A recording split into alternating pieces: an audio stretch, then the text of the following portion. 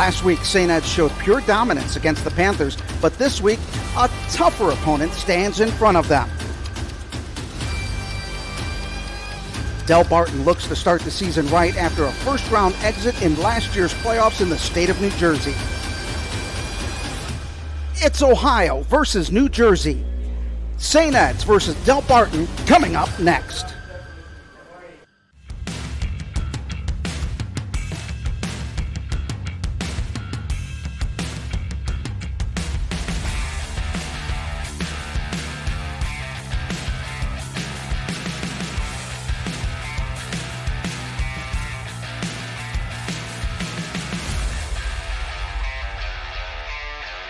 From First Federal Lakewood Stadium in Lakewood, Ohio, it is St. Edward Eagles football as they take on the Green Wave of Delbarton from New Jersey.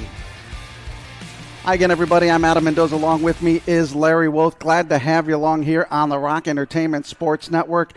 We've got a cross-state, cross-country battle between Ohio and New Jersey as Delbarton comes in. They make the long 8-hour trip from New Jersey to come to Ohio.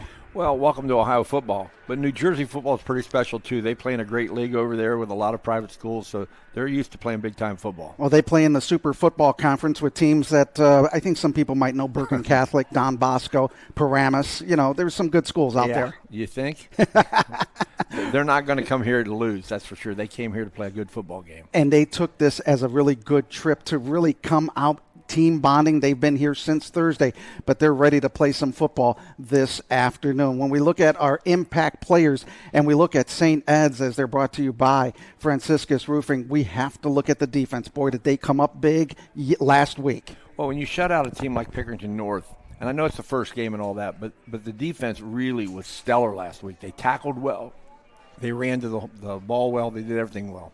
So as the defense was really the big key last week, and they held a very good Pick North to just 101 yards, today they're going to play another tough team that loves to run for the football. And when they run the football, you've got to look at Matt Teferi. He is the big key for the Green Wave. Now, Matt Teferi he's the Swiss Army knife. He's the guy that can catch it out of the backfield. He can run. He's got a little wiggle to him, and he's a good-sized guy. He's 190 pounds, so he gets downhill in a hurry. Averaging 36 yards a game, had 5 touchdowns. Last year, he was a wide receiver. They needed him to go back in the backfield and really do some things of running the football. And they've got a very tough offensive line that's going to try to push St. Ed's defense. Right, and he's going to use those wide receiver skills to catch the ball out of the backfield, get into space, and do what he does. We're going to have more when we come back after this timeout. You're watching Olympic Forest Products, St. Edward High School football, presented by Franciscus Roofing on the Rock Entertainment Sports Network. At Joyce Buick GMC, serving the community for nearly 60 years means offering the best service and deals in town. Check out our great selection of new and pre-owned vehicles. We are receiving truckloads of new vehicles and fresh trade-ins daily. Visit us today for our lowest prices and great selection. And that's why people say, drive Joyce. Your friends and neighbors do. Joyce Buick GMC. Visit us on Chester Road in Avon or online at drivejoyce.com.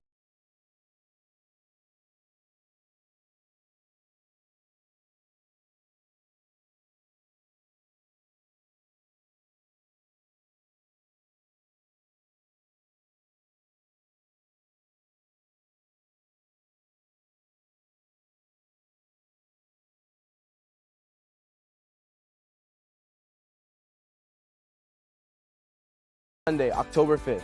See you there.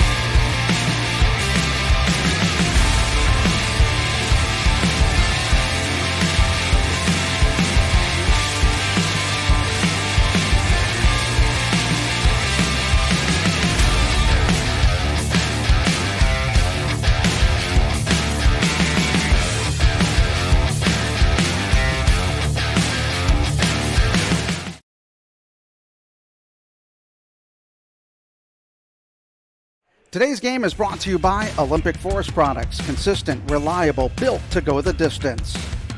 By Franciscus Roofing, Cleveland, Ohio's trusted name in roofing.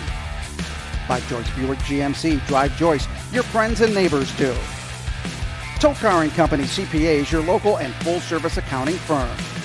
Today's game also brought to you by J.P. Farley, empowering people, elevating benefits. By Kissling, Nestico, and Reddick, hurting a car, call K&R. And by Cleveland Clinic, the official healthcare provider of St. Edward Athletics. And welcome back to First Federal Lakewood Stadium as we get ready for today's game. And it's time to take a look at our Joyce Buick keys to the game. Drive Joyce, your friends and family and fellow Eagles do. As we look at today's game, for the Eagles, got to keep swarming to the ball. Last week they had 15 swarms, and according to Coach Pappas, that's a record for the team of 5 or more guys on the ball. Well, there were a couple plays where I saw 9 hats on the ball. I mean, that's what you have to do if you're going to be a great defense, and it doesn't matter who you play. If you swarm to the ball, you got a chance. The other thing that we saw that was a little bit of a difficulty was the special teams. They've got to improve that from last week to this week, especially with the field goals and extra points. Today, we've got the normal high school with goalposts. Well, usually teams make their biggest jump from game 1 to game 2, and I would expect the special teams to be no secret there. They have to improve that. They hit the upright twice last week, but it was a narrow goalpost. We said that in the pregame. So, Nostradamus we're not, but we're close. And they also need to win the turnover battle. Last week, they were a -2 on turnovers, giving up 2. Pick North really held the ball very well. They're going to have to do that today. Yeah, the turnover battle is key because it's about 40 yards every time you turn the ball over. It's that hidden yardage in the football game. So as you play better teams, you're going to have to learn to win that TO battle. For the Green Wave of Delbarton, when you look at their keys, this is a team that lost a lot of seniors. They went to the state finals 2 years ago. They got upset in the first round of the playoffs last year.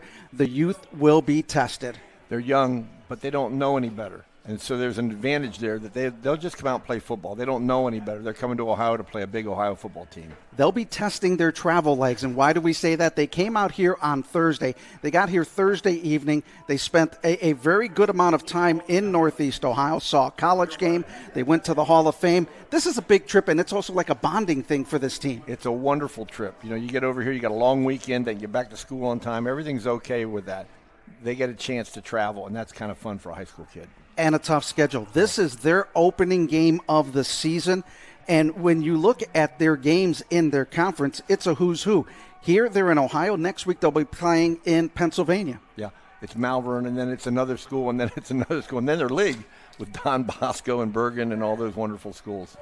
Tough schedule. Now let's take a look at our tale of the tape for today's game as we look at these two teams. For St. Ed's, their numbers are based on last week where they put up 24 points. They put a shutout, which is nice, but they did well passing and running the game with the return of Brandon White. I think the biggest change they have to make is they have to throw the ball more effectively. They ran the ball well last week, but they're going to play better teams in Pickerton North, and they're going to have to be able to throw the football. When you look at Delbarton, those are the stats from last year. They put up some pretty good numbers, 28 points. They did give up 20, but this is a team that seems to be pretty balanced offensively. Yeah, they're going to do what they can do. They're going to throw the ball, but Tefuri's the guy he's got to carry the load for them in the backfield. And that'll be a big test in this week 1 opener for the Green Wave of Delbarton out of New Jersey. When we come back, we'll have kickoff coming up next on the Rock Entertainment Sports Network. I got $20, he shanks it. Yeah, this is going to be out of bounds to Michigan. Some people play it safe, others grip it and rip it. That's why I call long drive right down the fairway. Just like Olympic, long reach, no shortcuts. For over 40 years, Olympic's been hitting it long and straight, delivering dependable, high-quality pallet solutions with national coverage and local service. Fairways and freightways. Keep it straight, keep it consistent. Olympic Forest Products. Consistent, reliable, built to go the distance. Started by a father, built by a family, proudly serving Cleveland since 1991. Franciscus Roofing has delivered honest, high-quality work starting with one truck and one promise: do the job right. From inspections to full replacements, our family-owned team brings craftsmanship to every roof. Get your free estimate today at 1-866-DayDry.com. It's so easy if you try. 1-866-STAY-DRY. Franciscus Roofing. And welcome back to First Federal Lakewood Stadium as we are getting set for Saturday football frenzy as the Green Wave of Delbarton getting on the field and the Eagles of St. Edward getting ready to be led by their head coach, Tom Lombardo. He will lead the charge going onto the field. Yeah, this is an important game for both teams, obviously, but St. Ed's is trying to get some mojo here, some momentum for the whole season. They're gonna face some great opponents down the stretch, and this is just another one. They've got to get this thing going. And a beautiful day for football. Temperatures in the mid-60s, just an absolute gorgeous holiday weekend day as you see the Eagles coming onto the field here at Lakewood Stadium. Perfect day for football. And there are other football games going on, by the way. Yeah, there's something like that. Yeah. We've talked about the keys to the game as you see Delbarton getting ready, getting in their final thoughts, preparations, and prayer before the game. You've got two Catholic schools meeting up. St. Ed's members of the Holy Cross, and for Delbarton, they're of the Benedictine. But everybody has a common cause when you look at it. Yeah, they absolutely do. It's the same Padre at the top. And the funny thing is how this game came about. Delbarton came up to Lakewood to wrestle the Eagles. And when you have coaches there, they're going to like, hey, what about coming out here and maybe playing us in some football? This isn't – we're not unfamiliar with New Jersey teams. No, and when you talk about wrestling, obviously Northeast Ohio, Pennsylvania, and New Jersey. Those are three huge states for high school wrestling. I mean, you can fill a lot of high school or college wrestling teams with the guys just from those three states. So. You look at St. Ed's, Blair Academy, Bergen Catholic, and even Delbarton. Yep. You're at a who's who in the top 15 of the nation in high school wrestling. Absolutely. And we were talking about the last time St. Ed's played a team from New Jersey. You had to go back to 2015 where they played St. Joe's out of Montvale and Bergen Catholic.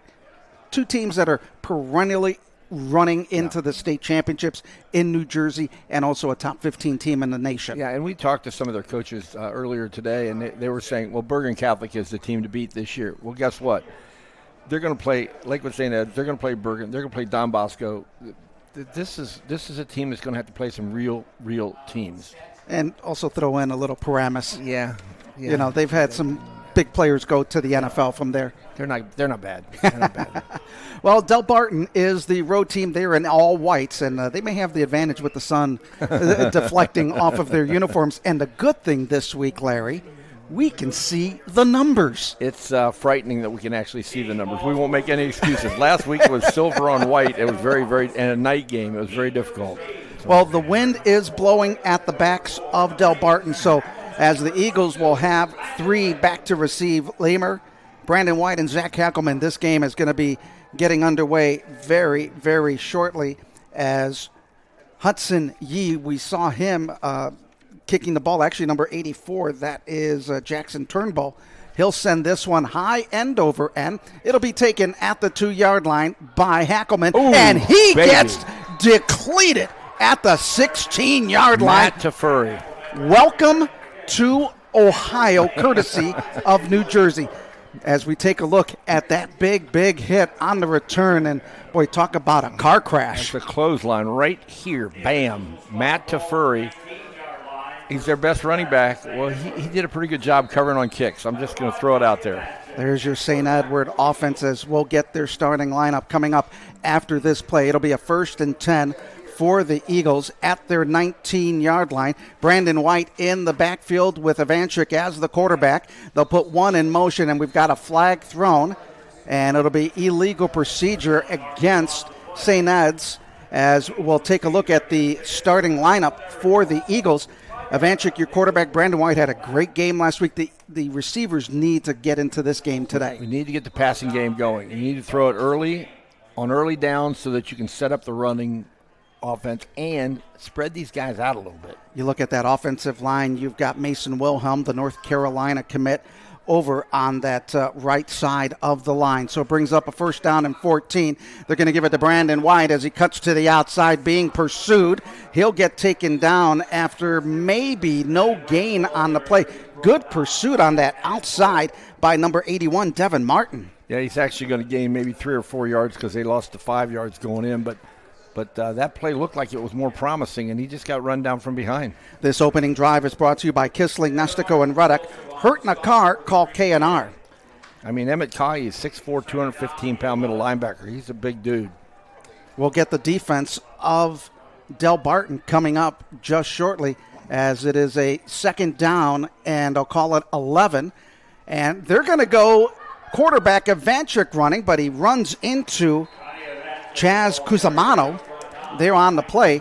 Well, they faked it to Joe Moore, the tight end, and just a little wrinkle, just a little something. Christy Scalafani is a kid that you really have to watch. And then you've got Chaz Cusimano, another big player on that defensive side for Coach Bowers and the Green Wave of Delbarton.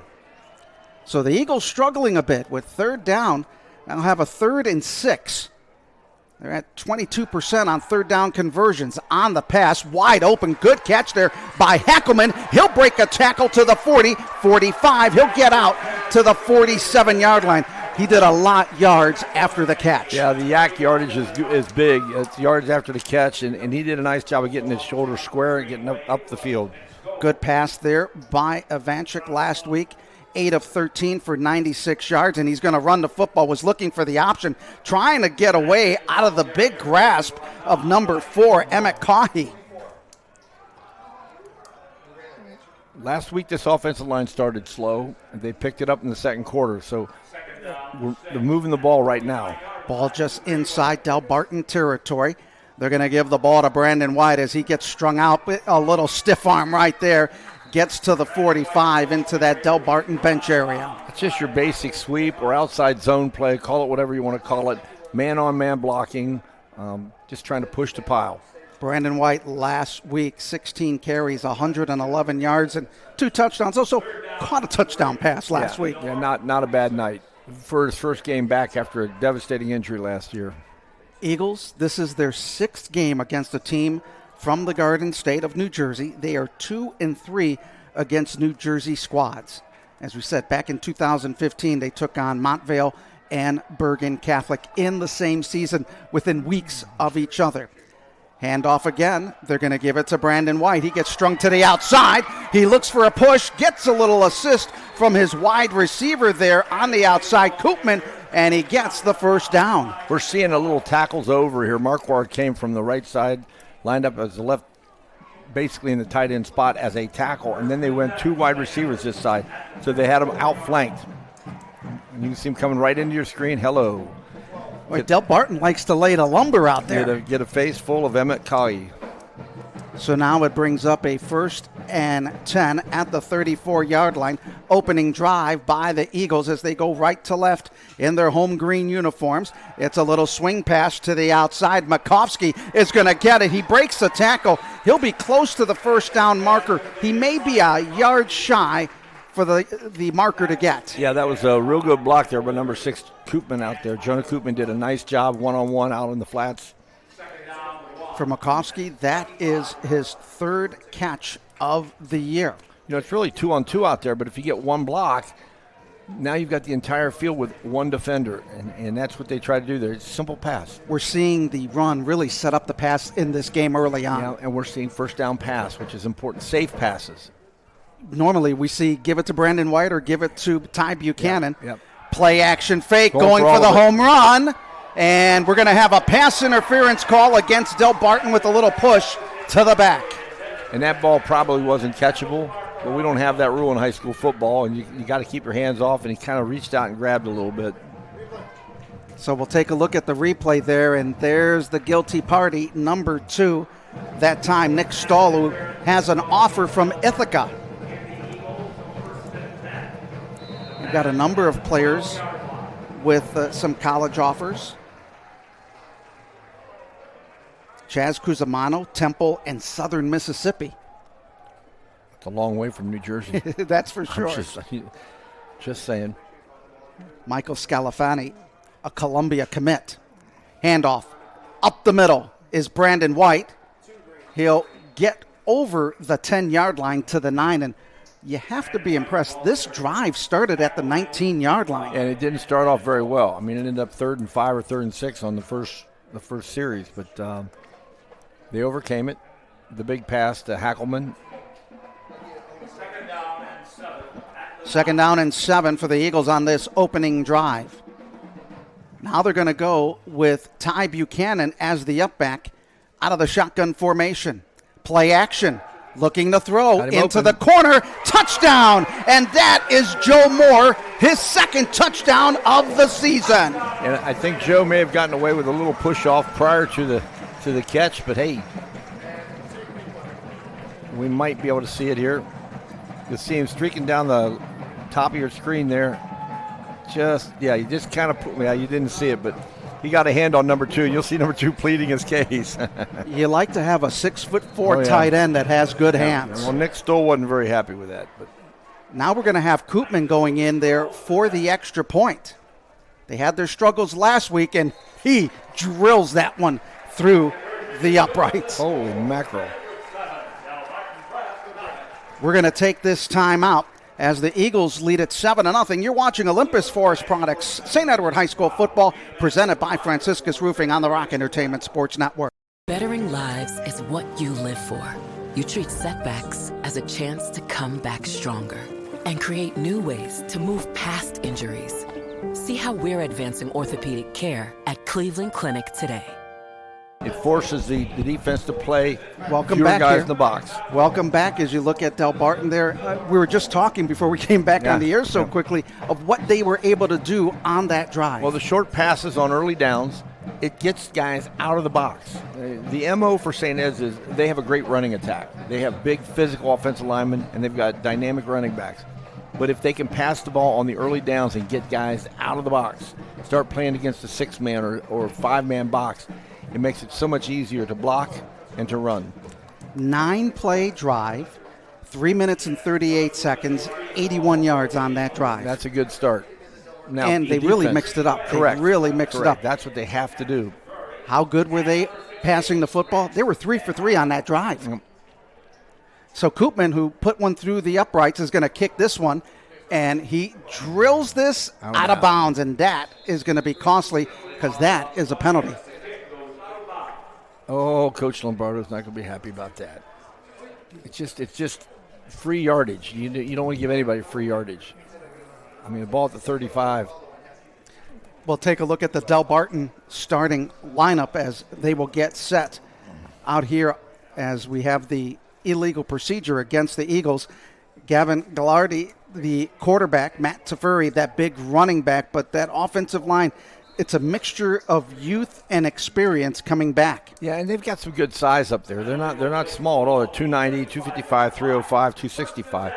They're not overly huge, but they're going to be physical, and they've got a good running back in Tafuri. Brooks Koepka, 6'2", 305, only a junior.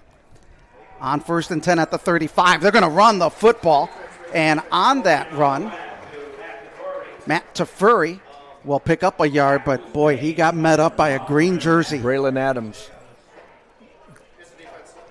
Here's the defense, and when you look at that front, Colin Crocker had a great game. Peterson, that defensive backfield did the job last week. Yeah, shutting down Pick North. So brings up a 2nd down and 8 after a gain of 2. They're going to go back to their main guy, Tafuri, once again, as he gets to the 40-yard line. Last year, Tafuri ran the ball for 72 yards on 18 carries. Now, you may not think, why is he the starter? Well, last year he was primarily the wide receiver for them, where he caught 24 passes, 387 yards, 4 touchdowns, 18 yards a catch for him. This young man, not only a good football player, but a stellar baseball player. He's going to play baseball for Army. That's not all he's going to do for Army. He will be representing our country, and there is a big sack as Makai Boone coming in from the backside to make the sack.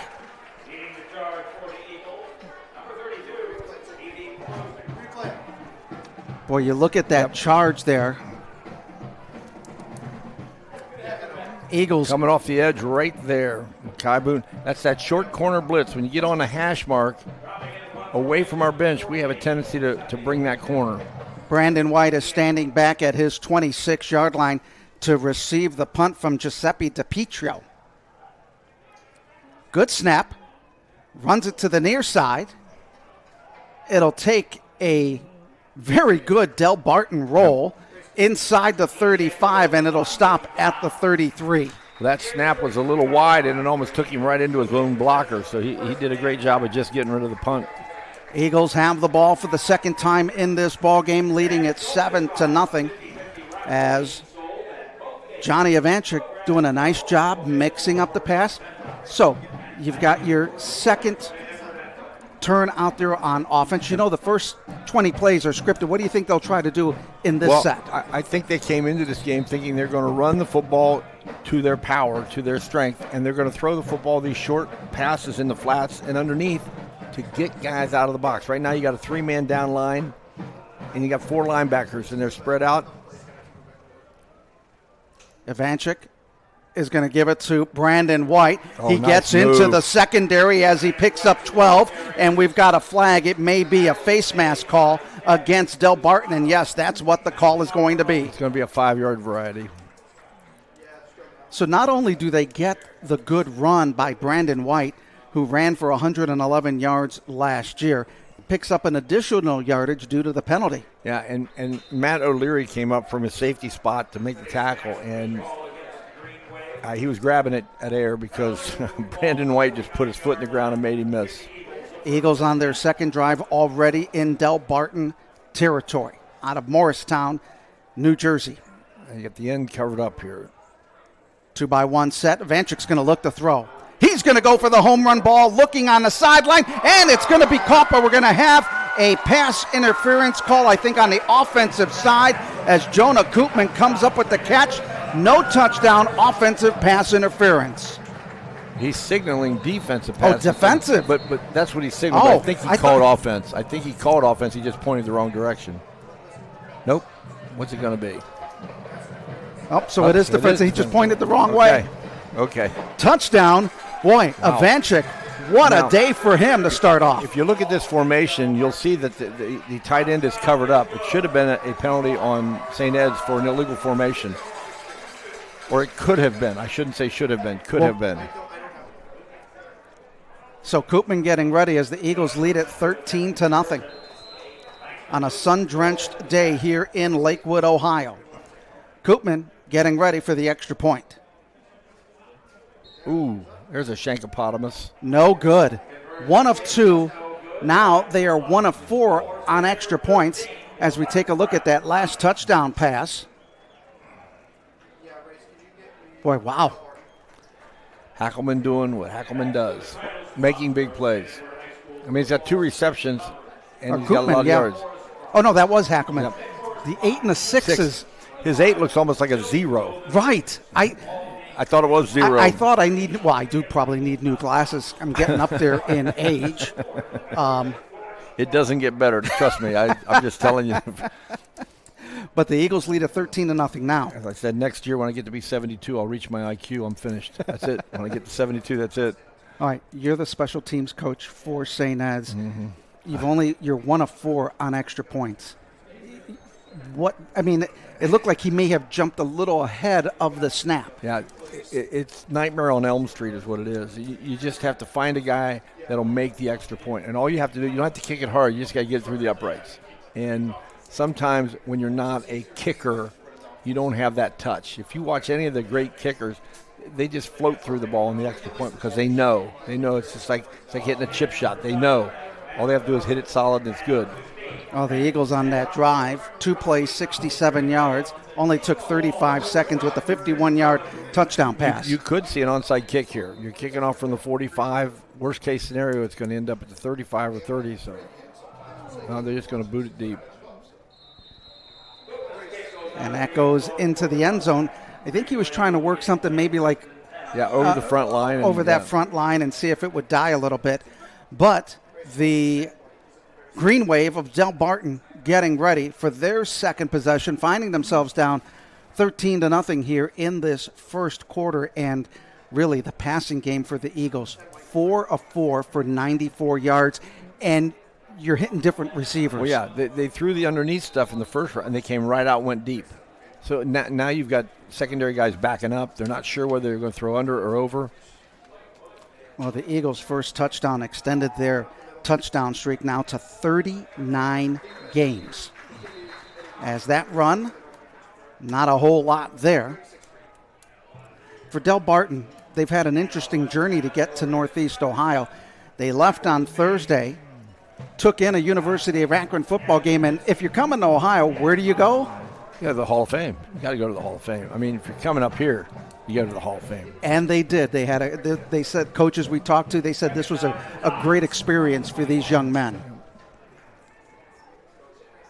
It'll be a play action to the outside. Ooh. Oh, what a good defensive play being made there by Braden Thomas. Almost cut underneath to make the INT. He broke on that ball well, and he used his inside arm. We talk about the inside arm, and that's the arm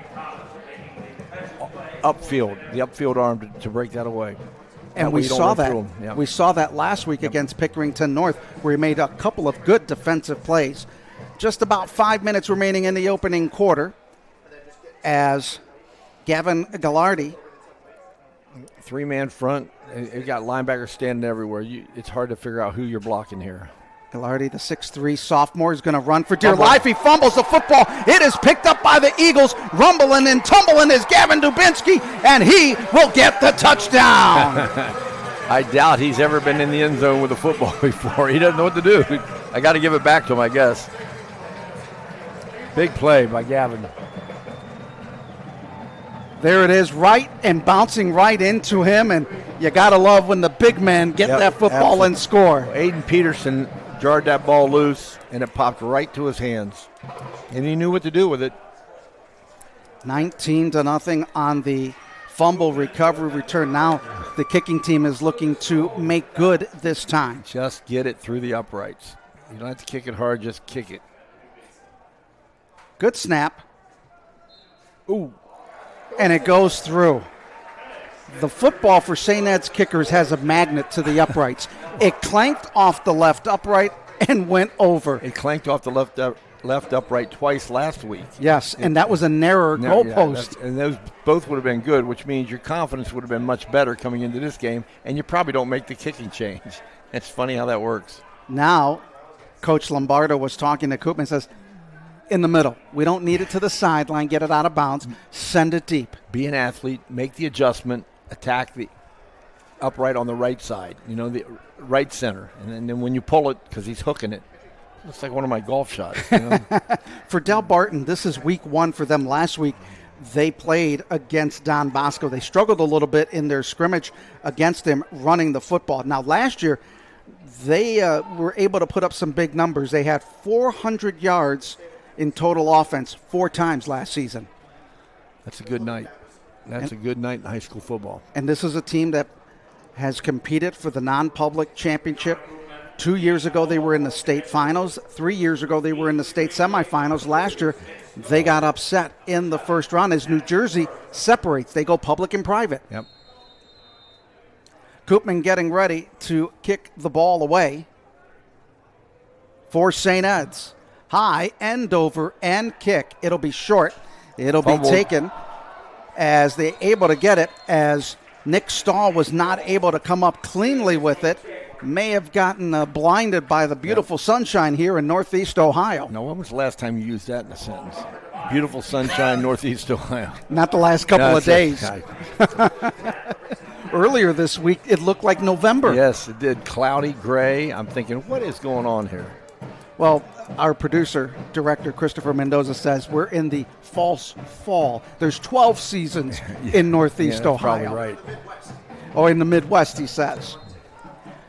All right. Now let's see if Delbarton can move the ball and not give it away this time as they give it to the big back to Furry. Oh, nice. He is off to the races. He's got the speed. He's being tracked down by Makai Boone, and he does not get him. It is going to be an 85-yard touchdown run by Matt Teferi. That is not going to make Coach Pappas very happy. That was right up the gut. Nothing fancy. Straight handoff, inside zone. Look at the gap that he had, and he shot through there like a cannon. I think we had a bad fill by the linebacker. He went outside into the C or D gap, and he should have had the B gap. And that happens. You think it's going to bounce, and you take the bounce, and he cuts it right back inside. And Mekhi Boone has some speed, but that shows you the type of speed that Teferi has, as he was being tracked down but then got into that extra gear. It'll be Hudson Yee getting ready for the extra point. Out of the hold. See, now that's how it's done. Yep. Simple. Snap, spot, kick. Delbarton getting on the board, 20-7. Coach Pappas looks like somebody kicked his dog. You know what I mean? It's like they're giving up 7 points all year in 2 games. It's like, all right. And as you look at it, last year they pitched a shutout, but really credit Delbarton. They found the gap, and Teferi just shot right through it. Yeah, and he turned on the afterburners, and you know, there were some angles that the defensive backs had, but he just flattened them out, and so he's got good speed.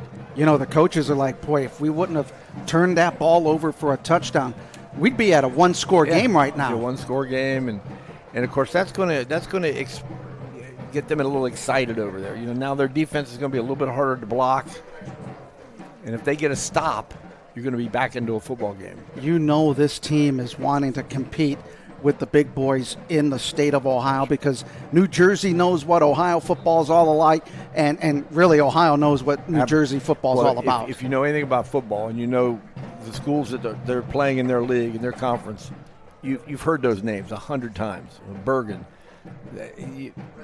That name, Don Bosco. It's just Paramus. Yes. I mean, it is a who's who. Now, Coach Brian Bowers, their coach on the other side for Delbarton, he's only the 3rd coach in school history there.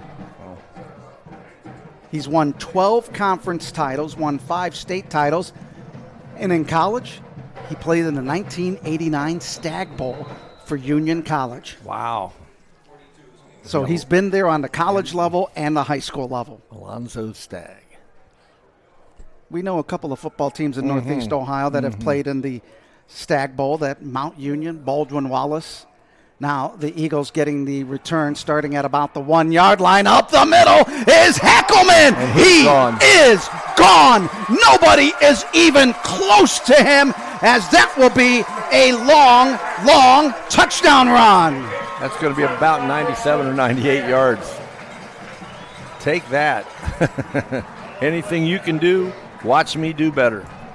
That will be one of the top 5 longest kickoff returns for the Eagles in school history. Hackelman was just off to the races on that one. I'm telling you, his 8 looks like a 0. I swear it looks like a 0. 99 yards. He is tied for the top in kickoff returns in St. Edward history. Sean Crawford, a Notre Dame player, also up there as this one goes up. There you go. The timing isn't there, but the kick goes through, and it's a 27-7 lead on the 99-yard return by Hackelman. So Hackelman's caught a pass for a touchdown. He's caught a pass, almost got depleted on the first kickoff. He's had a good day already. 99 yards. He ties the school record for longest kickoff returns. And boy, look at that. Boom, boom, boom. And nobody near him. Nope. He's looking to break the tape at the end of the 100-yard dash or 99-yard dash. Yeah. Sean Crawford up there in the top kick returns. I mean, Hackelman's had a heck of a game, and it's only the first quarter. I mean, there's 4 minutes to go in the first quarter. He's caught 2 passes. He got his head taken off on the opening kickoff. That he did. And he says, I'll show you. And what, 99? Delbarton came back with a big 85-yard run, and if you can do it, we can do it, and just a little bit better.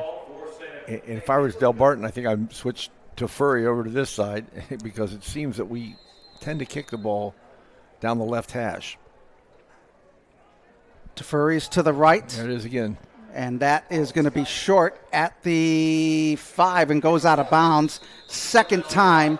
And looking at Koopman, he is just not happy with himself as that ball bounced. He was hoping to get that dig, when you throw it onto the green, but it did not stick. Well, you got to kick that down the numbers, and it was just outside the numbers. When you kick it outside the numbers, it's too sideways, and the ball tends to spin to the short side.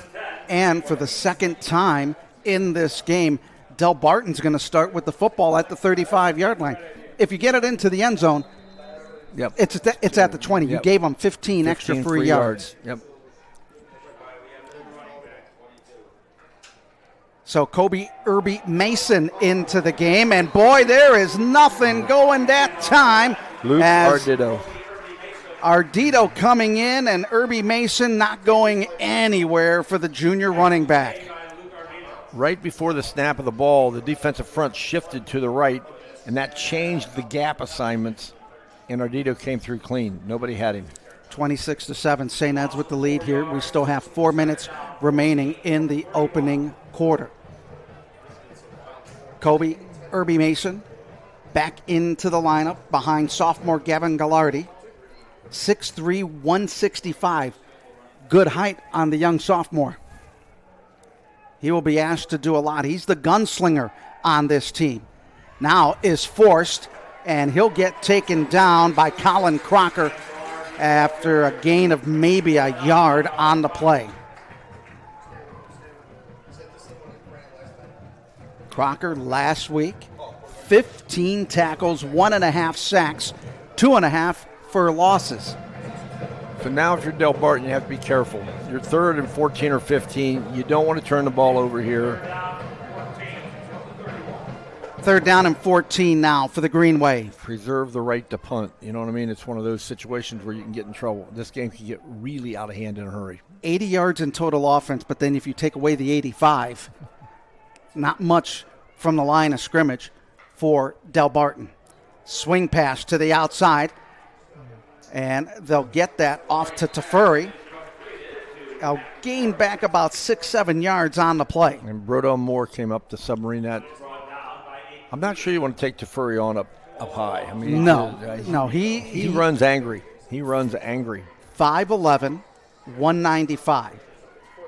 Coaches call him a tough warrior, but we've seen it. But he doesn't slow down on contact. He explodes on contact.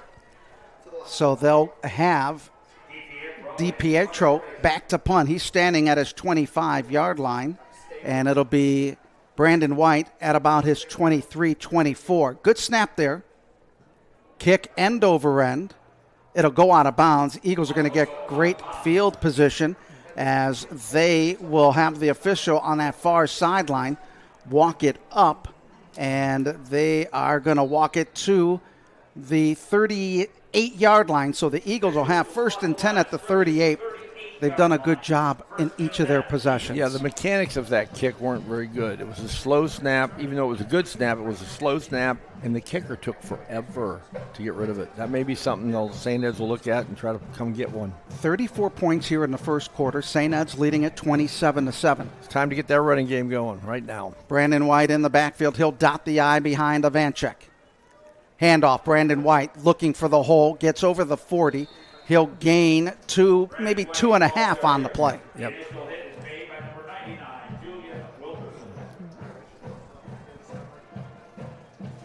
Williamson coming in to make the tackle.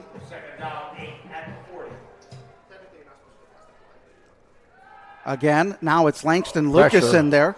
He'll throw it. Pass is caught by Koopman for the 1st down. He'll get into Delbarton territory as the Eagles changing up quarterbacks and using Langston Lucas now. We're sitting next to the Delbarton coach's box, and they saw what I saw. It looked like an obvious holding that was missed. That's one good thing where we sit up here. We really get to hear the opposing team's coaches. Well, at least we get to feel the vibration. Let's put it that way. Good thing we're not by the St. Ed's coaches after a couple of those kicks. 1:20 remaining and counting as Langston Lucas into the ball game. He was 0 for 1 passing last week in the opener. Pressure off the edge. Now he's going to run the football. He'll get it to the 40 and gets taken down hard at the 39-yard line as Michael Scalfani comes in with the tackle. These guys can hit.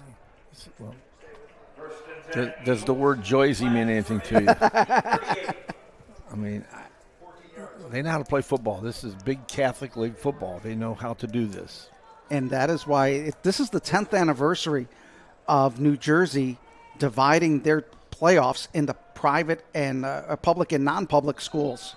As we'll have a penalty.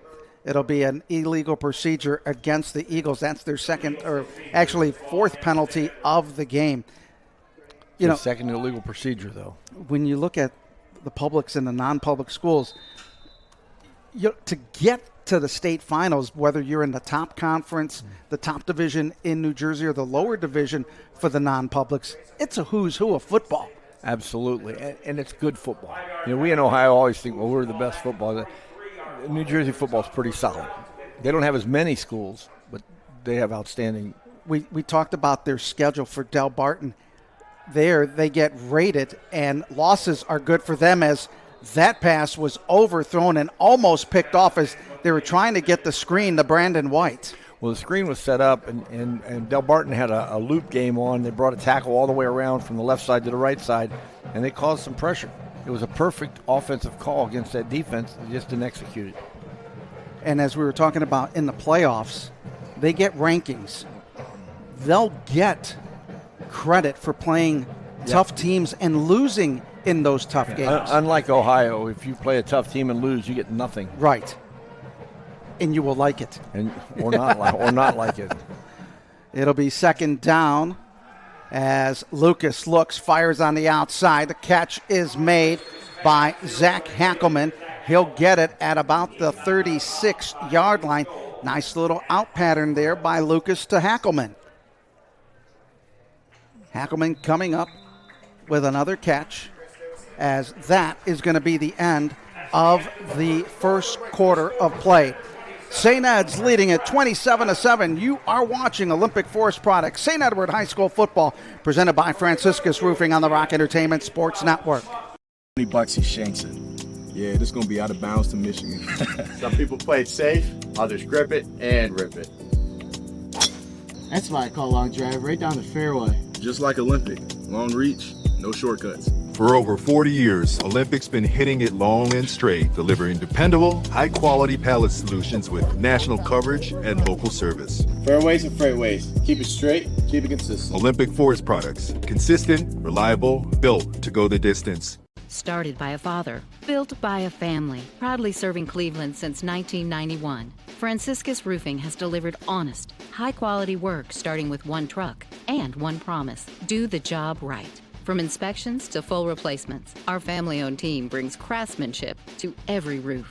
Get your free estimate today at 1-866-STAY-DRY.com. It's so easy if you try. 1-866-STAY-DRY. Franciscus Roofing. I'll get ready for the second quarter of action as St. Ed's going to the north end of the football field here at First Federal Lakewood Stadium. The pass on the outside, incomplete. Now that pass by that pass by Langston Lucas, he's got to get his shoulder square to the line of scrimmage. He was running sideways. We're going to take a look at that last play that ended the first quarter of play, and it was a simple little out pattern right there. Ball was thrown on time. It was thrown to the outside. You can't defend that. If it's thrown on time and it's thrown in the right place, you can't defend it. Eagles with 168 yards in total offense, 87 for Delbarton. 85 of them came on one play. Fourth down and 8. Six-man pressure. Lucas looking for the receiver. It is caught by Ryan Makovsky, and he gets it inside the 10-yard line. They're in the red zone. He beat Matt O'Leary on that little corner route. The old days they called it a flag route. They don't have flags anymore, so they call it a corner route. But just put a little more air under that and let him run under it. So they'll spot it at the 10-yard line. It'll be a 28-yard reception there and a big first down catches. We are seeing a number of receivers for the Eagles. Hackelman with 3 catches, Makovsky with 2, Moore and Koopman also with 1. Now they go with that power offense with Buchanan and White split in the backfield. They give it to Buchanan right up the middle, but he got hit right at the line of scrimmage, but he'll still gain 4 on the play. That's our middle linebacker, Emmett Collier, again, 6'4", 215 pounds. He knows how to lay the wood. He has an offer from Lehigh. And he doesn't break down on his tackles. He just runs right through you, and he uses his chest, his head is up. Pretty good technique. For Delbarton, this is a year where there's a lot of high expectations, but they understand this is a young team. They're young. They're very young. And this is going to be the experience that they want as they give it to Brandon White looking for the corner. He's going to find a touchdown as he will get his 3rd rushing touchdown of the year. You can see that one develop. It was a house call from the beginning. They had him outflanked. They had too many bodies outside. St. Ed's just got a hat on a hat, and that was enough. So when Brandon you got White. When you got him running the ball, you don't need much. But look who's leading the charge, Ty Buchanan. Yep. And then he also gets a downfield block from his receivers. He chips on the edge and gets downfield. It's good effort. 33-7, St. Ed's with the lead here in the first half of action. All right, we've talked ad nauseum about the kicking game. And I'm sure for some of the St. Edward faithful, when they see the kicking game, it might be a little nauseous. But they'll get that straightened out as Langston Lucas on the hold. Koopman, high snap, kick is up, better kick. It is good. It seems like the kick is better when the snap is worse. Yeah. We've had 2 high snaps and we've had 2 perfect kicks. I don't know how to fix that one. I mean, I coached a lot of years. I don't know how to fix it. You don't want to tell your center to have bad snaps. Maybe you need to slow your kicker down and it's timing. Yeah, it's just timing. It's the center, the holder, and when that ball came in high, now Langston Lucas, who plays first base on the baseball team, was able to bring that one down quickly. Yep. That's that infielder mentality. Yep. If he was an outfielder, he'd just ducked. He'd get out of the way. Yes, we know how baseball players can be. We outfielders are like that. So the Eagle drive, 9 plays, 62 yards, 328. They're doing a good job moving a football. Well, leading at 34-7. They're mixing the pass with the run, more so this week than they did last week. And they need to do that. They don't need to complete 20 passes a game, but they need to throw 20 a game, or at least call 20 a game. They have scored on every possession in the ball game.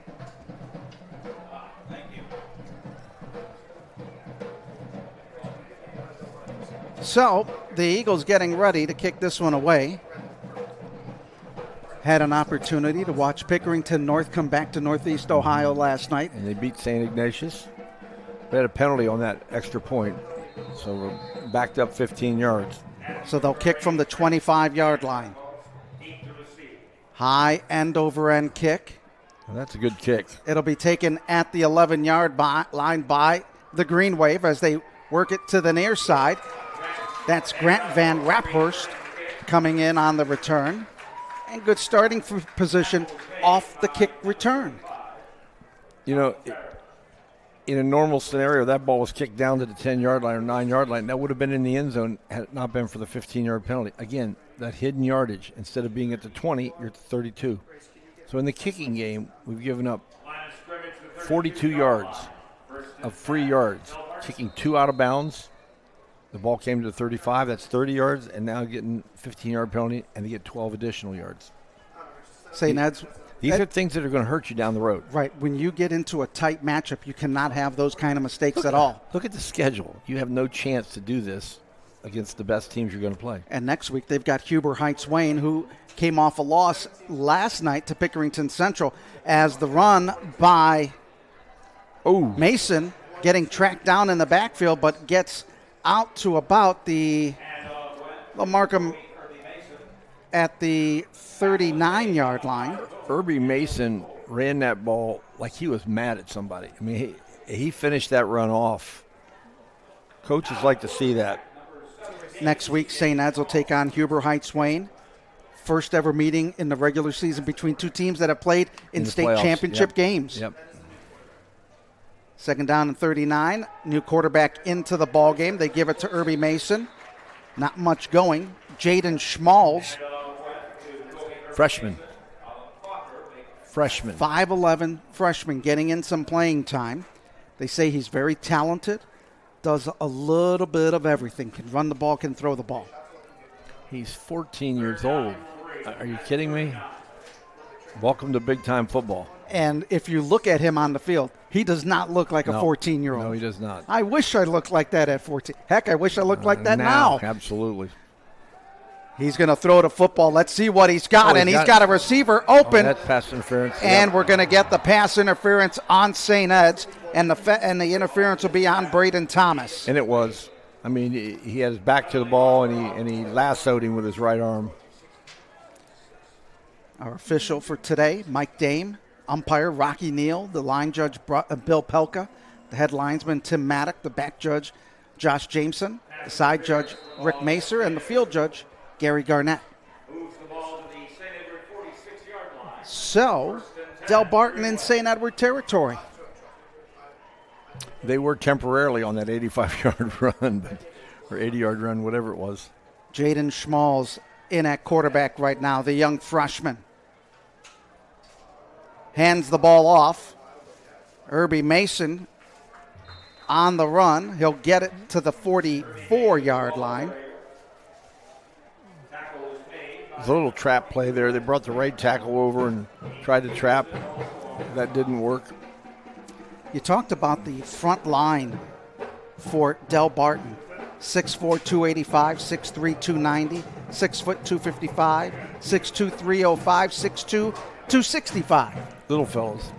Good size on that offensive line as the pass on the outside goes incomplete from Schmalls as they look for that intended receiver on the far side of the field. He's got a little bit of a buggy whip for an arm. I mean, he just throws like a middle infielder, like a shortstop would throw. Just turns it loose. He'll get his feet under him, and he's going to be a lot better as he gets older. But I'll tell you what, he's got a pretty good-looking arm right now. Well, and to be a freshman and getting playing time at a good school like Delbarton. We saw that last year when St. Joe's came over here. Their quarterback was a freshman. Right. Who knew? 3rd down and 9 at the 45-yard line. In the backfield, Kobe Irby Mason. Mason, 4 carries, 3 yards. Pressure. Here comes the blitz. He gets hit, and he goes down, and it'll be Dubinsky coming in there along with Aiden Peterson. Yep. Boy, it's welcome, not a good day. Welcome to high school football. It's not a good day when you see those two coming at you and you got no place to go. It's not a good day. But you credit the quarterback, Schmalls. He stayed in there and got rid of the ball until he got peppered.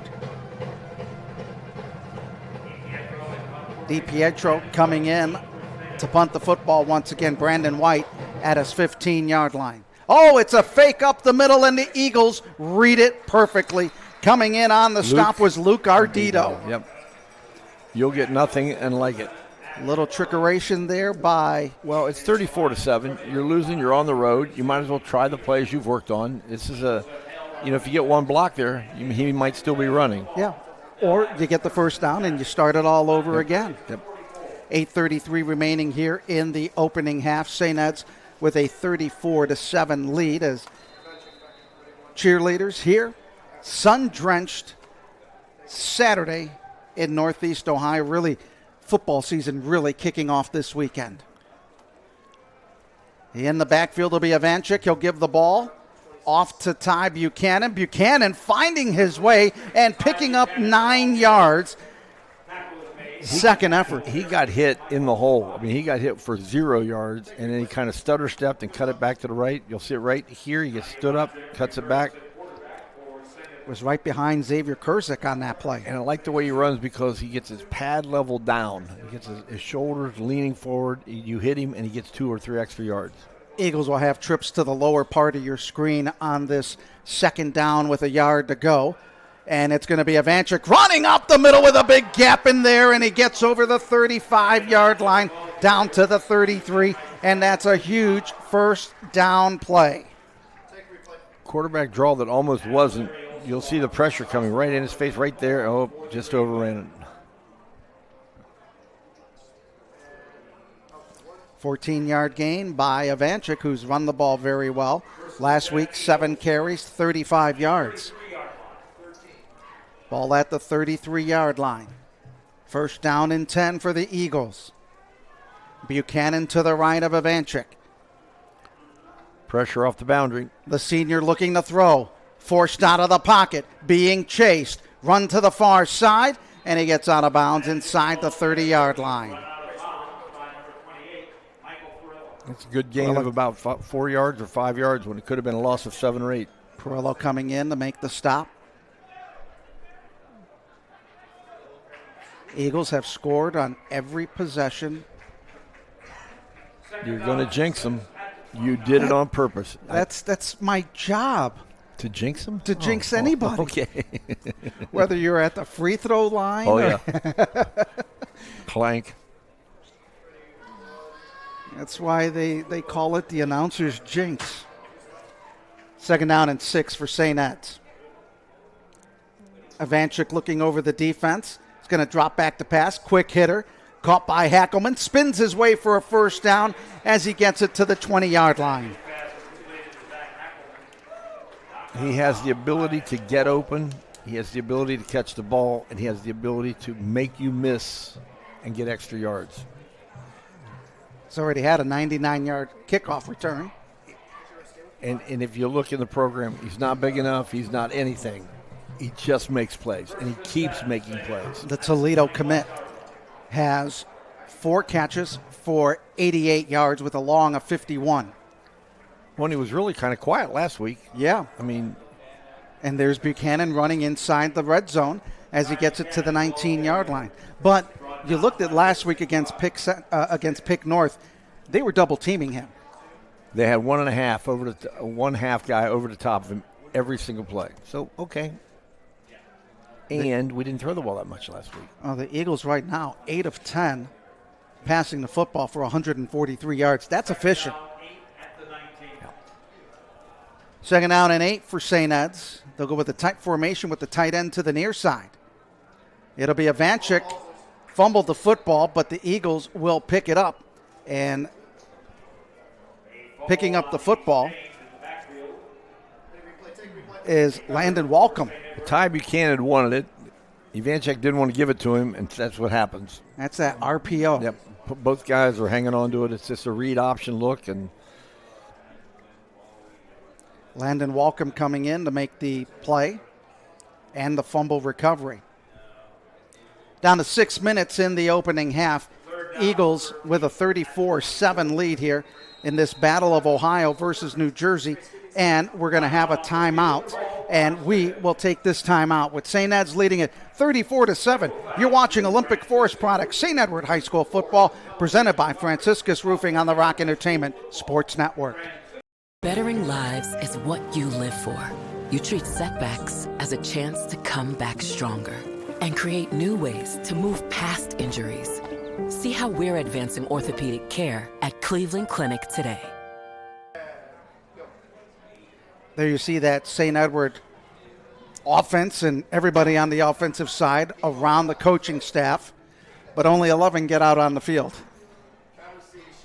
You have to earn that right. Yeah. St. Ed's 34-7. They have racked up 236 yards, but given up 96. And as we said earlier on, 85 of them came on a Teferi run for a touchdown. That got the only point so far for Delbarton here in the ballgame. Eagles with a 3rd down and 13 after the loss on the fumble.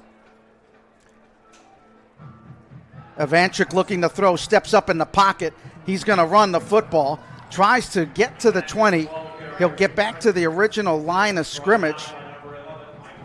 And Scafani coming in on the tackle. Well, if your kicking game was better, you would try the field goal here. Boy, great position there. Yep. Good tackle. Ivanchik there, as you look at him, he is 5 of 5 throwing the football for 102 yards with 2 touchdowns. Eagle passers 8 of 10 on the game.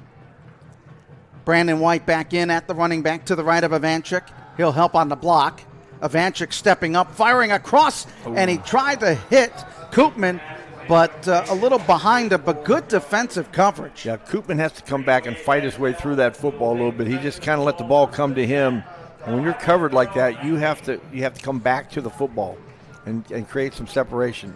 Eagles turned it over on downs. They're 3 of 5 on 4th down conversions. And you need to catch it with your hands. You can't let it get into your body. You got to catch it out in front with your hands so you keep the ball away from the defender.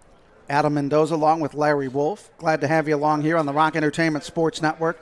Delbarton coming out onto the field facing a 1st and 10. That sounded like I almost knew what I was talking about, but I know. But somebody wrote that down, so I just thought I'd read it. Delbarton. They're going to run the football on the sweep is Van Raphorst. He'll get it close to the 24-25 yard line as Gallardi back in at quarterback. Delbarton has had some very successful seasons. They're 17-5 in the last 2 years, which included a trip to the state finals in 2023. They have 2 college commits on that team. Scalafini to Columbia, Tafori to Army, and the pass. Nice reception there on the outside being made by Gerard Yu. Perfect throw, perfect catch, caught it with his hands. Got the diamond in the hands, did a really nice job there. 4:14 and counting as they stayed in bounds. Gallardi, a 6'3", 165-pounder, sophomore. So you got a sophomore and a freshman leading your offense. I got to believe that they're both going to be quarterbacks next year, but one of them is going to be a wide receiver because you don't need 2 great quarterbacks. Shotgun Out snap, route. heavy rush. No chance. Boy, there was a good rush from the outside by Colin Crocker, who had 3 quarterback hurries last week. Yeah, and that ball had no chance. The quarterback knew the pressure was coming and just got rid of it, basically. It'll bring up a 4th down situation, and that'll bring up Giuseppe DiPietro to... Now, you're going to punt the ball into the wind, so you're going to get good field position here. I kind of wonder if they're going to bring pressure and try to block this. Brandon White at his 41. They tried to have a fake punt with a short run with the up man in their last punt attempt. High snap.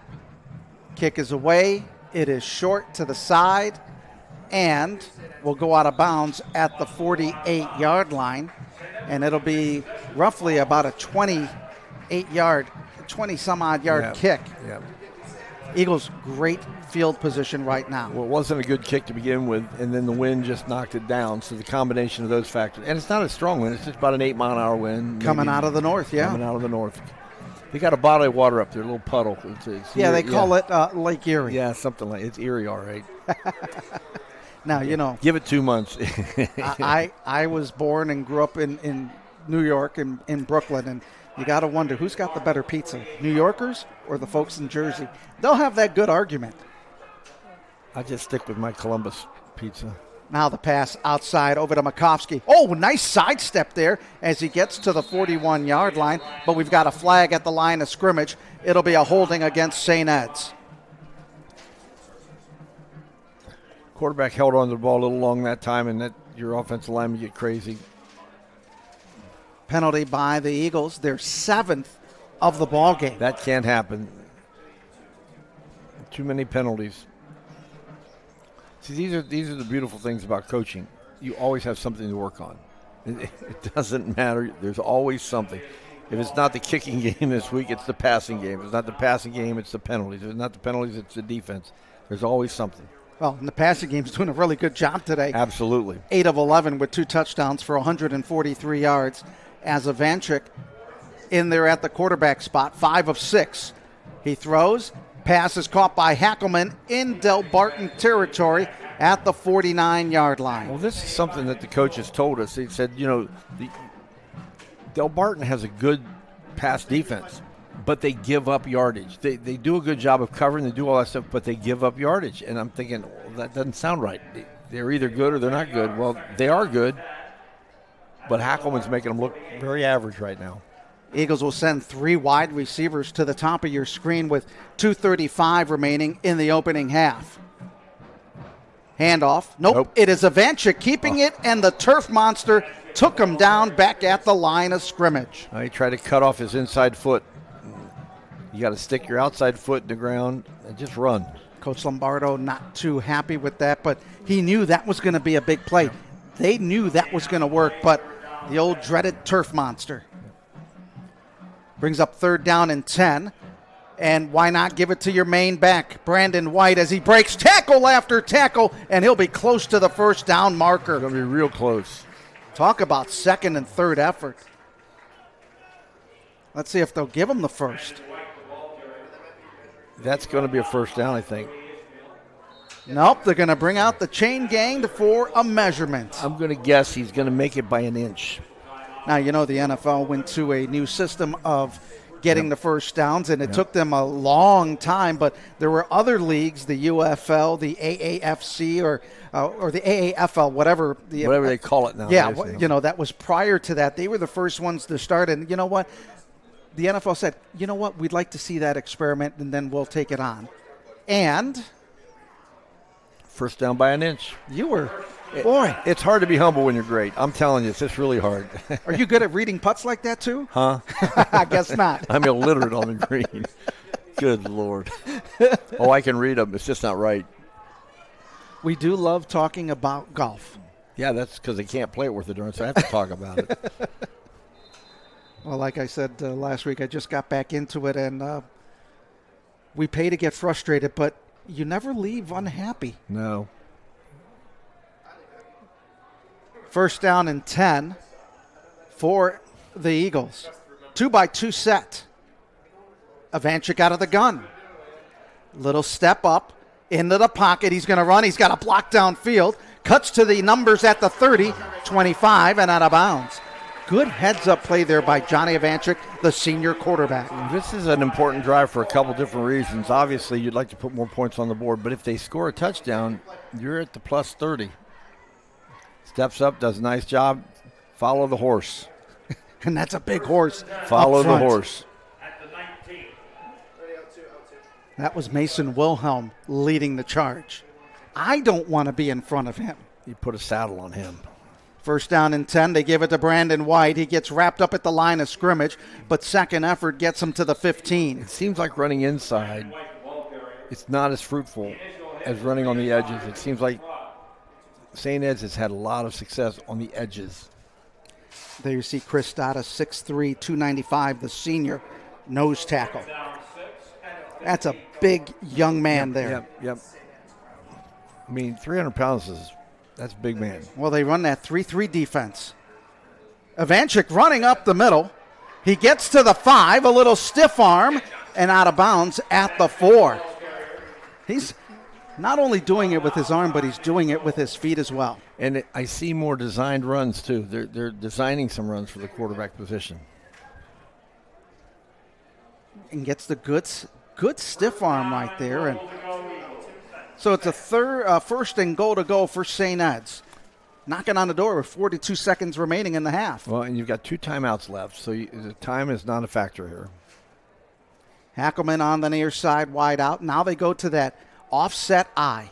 The power running back. Watch what may happen on this play.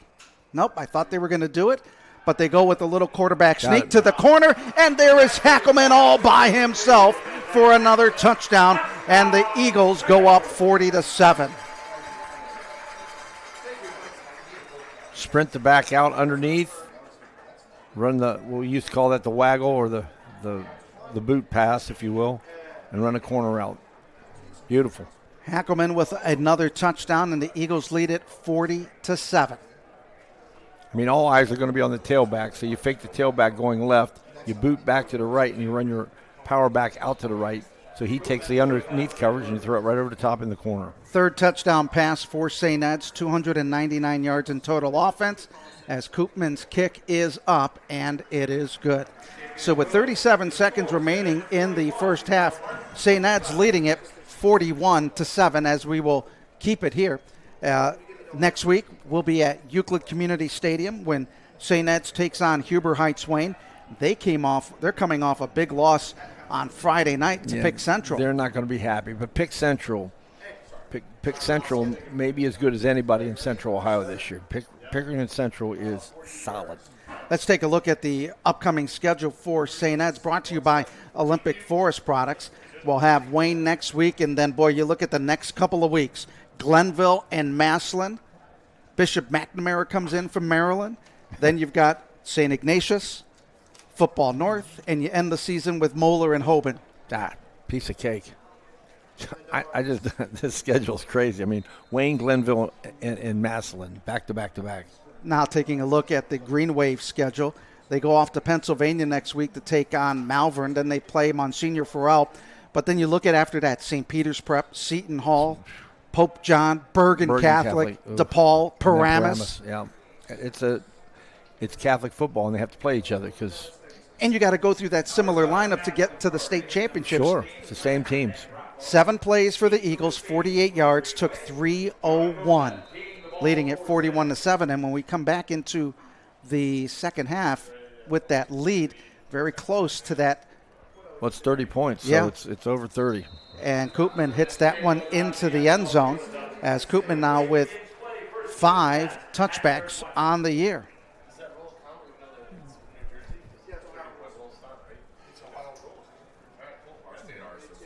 So Delbarton will have it 1st and 10 at the 20. Let's see who the quarterback will be. We saw Gallardi and Schmalz come out there. And Let's go be Gallardi. I think they're just trying to get the young kid, some plays. I mean, you're losing 41-7. And why not? Why not? Absolutely. If he could handle himself against St. Ed's, he could handle anything else that New Jersey throws at him. And that time, Braden Thomas stands up the running back for a loss of, no gain on the play, back at the 20-yard line. Just a good job of form tackling. Kept his head up, kept his feet moving, chest to chest. Braden Thomas, his older brother, playing football at Notre Dame. It's a shame he couldn't go to a good school. I mean, really, it's Notre Dame after all. I mean, could have gone to Capital where I went. Now it'd have been something special. Well, the clock is reading all zeros. We've come to the end of the first half. St. Ed's leading it 41-7 here at the half. We will take this break. You're watching Olympic Forest Products St. Edward High School football, presented by Franciscus Roofing on the Rock Entertainment Sports Network. $20 he shanks it. Yeah, this is going to be out of bounds to Michigan. Some people play it safe, others grip it and rip it. That's why I call long drive right down the fairway. Just like Olympic, long reach, no shortcuts. For over 40 years, Olympic's been hitting it long and straight, delivering dependable, high-quality pallet solutions with national coverage and local service. Fairways and freightways. Keep it straight, keep it consistent. Olympic Forest Products. Consistent, reliable, built to go the distance. Kissling, Nestico, and Reddick dominates as Ohio's powerhouse personal injury law firm. For 2 decades, K&R has been relentless in our pursuit of justice, battling the big insurance companies and securing some of the largest settlements in the Buckeye State. We forged our way to the top by taking on the toughest cases and treating every client like they're our only client. Hurt in a car? Call K&R, Ohio's largest injury law firm, at 1-800-HURT-NOW. When bettering lives is what you live for, you treat setbacks as a chance to come back stronger and create new ways to move past injuries. See how we're advancing orthopedic care at Cleveland Clinic today. At Joyce Buick GMC, serving the community for nearly 60 years means offering the best service and deals in town. Check out our great selection of new and pre-owned vehicles. We are receiving truckloads of new vehicles and fresh trade-ins daily. Visit us today for our lowest prices and great selection. And that's why people say, drive Joyce. Your friends and neighbors do. Joyce Buick GMC. Visit us on Chester Road in Avon or online at drivejoyce.com. Ohio, are you ready for Monsters, The Fury, and The Charge? Are you ready to finally watch sports the way they should be? Free Rock Entertainment Sports Network, The Rock, 24/7 access to local Ohio sports and entertainment. No cords, no apps, no subscriptions. Every level of competitive sports, from high school to the pros. Live for viewers across Ohio. Watch The Rock now on Channel 22.1 or Spectrum 979. Golf can be tough. Kind of like managing your supply chain without Olympic. Luckily, we know how to hit out the rough. And no Michigans needed. I mean, mulligans. You sure about that, Reed? I've got this. It's in the hole. Let's go! At Olympic Forest Products, we know that feeling. For over 40 years, we've helped businesses avoid the hazards to sink long putts. Olympic Forest Products. However difficult the shot, we've got your back. Started by a father, built by a family, proudly serving Cleveland since 1991. Franciscus Roofing has delivered honest, high-quality work starting with one truck and one promise: do the job right. From inspections to full replacements, our family-owned team brings craftsmanship to every roof. Get your free estimate today at 1-866-STAY-DRY.com. It's so easy if you try. 1-866-STAY-DRY. Franciscus Roofing.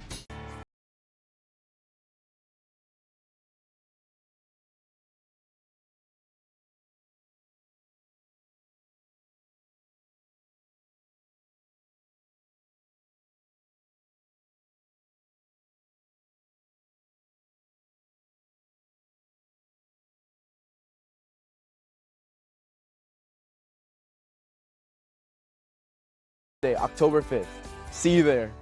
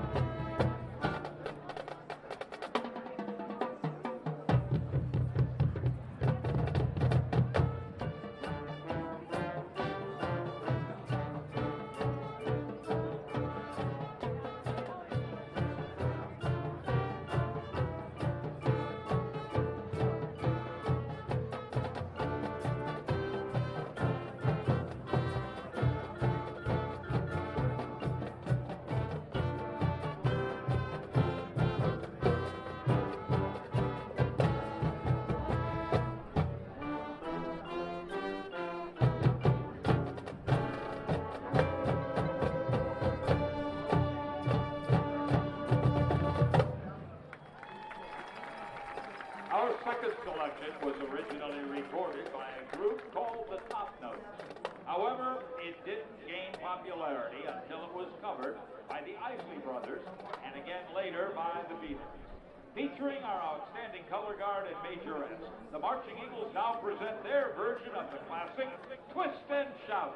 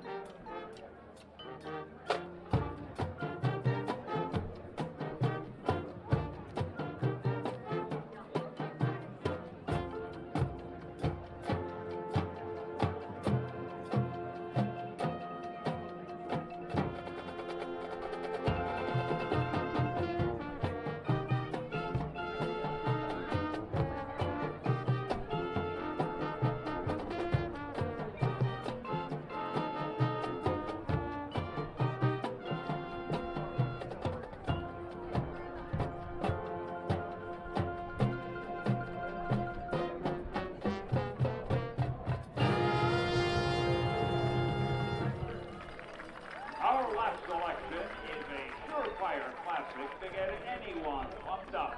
Upon release, this track only topped at 84 on the charts in the U.S., but its popularity slowly increased over time and was recently voted as the third best Queen song by Rolling Stone magazine. This is Don't Stop Me Now.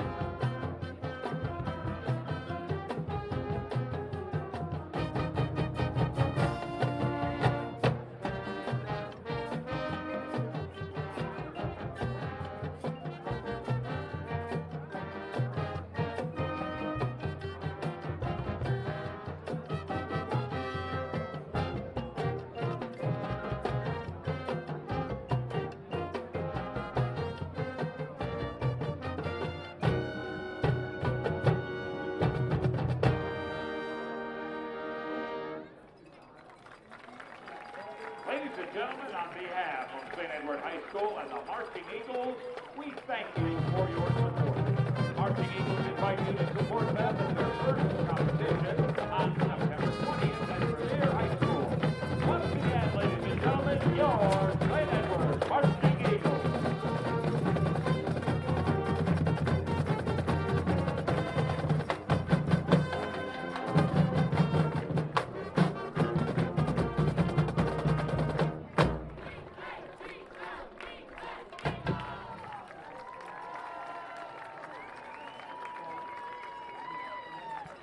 Just a reminder to all future Eagles, be sure to stick around after the game today and at all home games played here at First Federal of Lakewood Stadium for our Youth Pickup Football Showdown. Quarterbacked by a St. Edward quarterback, if you would like to play today, please gather in the north end zone after the game. Each showdown scrimmage will last 10 minutes in length. Come, run, pass, and score on the same field as the Varsity Eagles.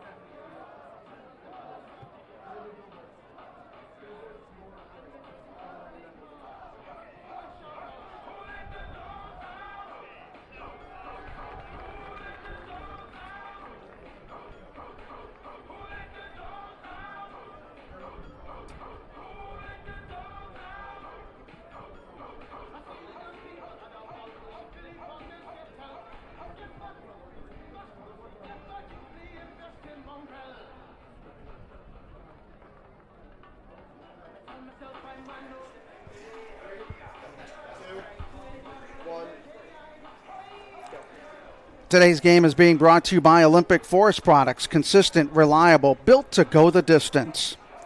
By Franciscus Roofing, Cleveland, Ohio's trusted name in roofing. By Joyce Buick GMC, drive Joyce, your friends and neighbors do. By Tokar and Company CPAs, your local and full-service accounting firm. Today's game is also brought to you by J.P. Farley, empowering people, elevating benefits. By Kissling, Nestico, and Reddick. Hurt in a car? Call K&R. And by the Cleveland Clinic, the official healthcare provider of St. Edward Athletics. It is halftime. St. Ed's leading at 41-7 over Delbarton. When we take this time out, we will come back and we'll take a look at some of the highlights of the first half. You're watching Olympic Forest Products St. Edward High School football presented by Franciscus Roofing on the Rock Entertainment Sports Network. Can be tough. Kind of like managing your supply chain without Olympic. Luckily, we know how to hit out the rough. And no miss gets needed. I mean, mulligans. You sure about that, Reed? I've got this. It's in the hole. Let's go! At Olympic Forest Products, we know that feeling. For over 40 years, we've helped businesses avoid the hazards to sink long putts. Olympic Forest Products. However difficult the shot, we've got your back.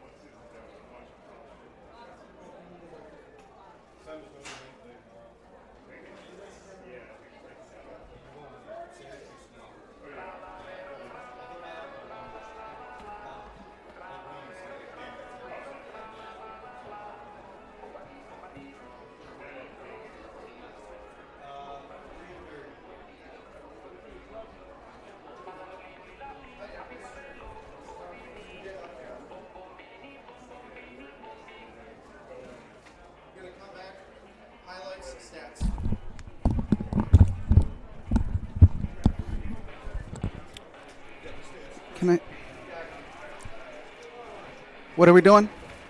Come back, highlights, stats. The highlights are just 2 plays. All right, now I got you. All right, ready?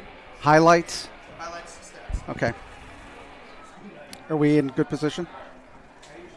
It is halftime. St. Ed's leading it over Delbarton 41-7 here in Lakewood on a very sunny day in Northeast Ohio for the holiday weekend, as the Eagles have done a really good job and some big plays in this game. Absolutely, in both the kicking game and from scrimmage, as Delbarton proved.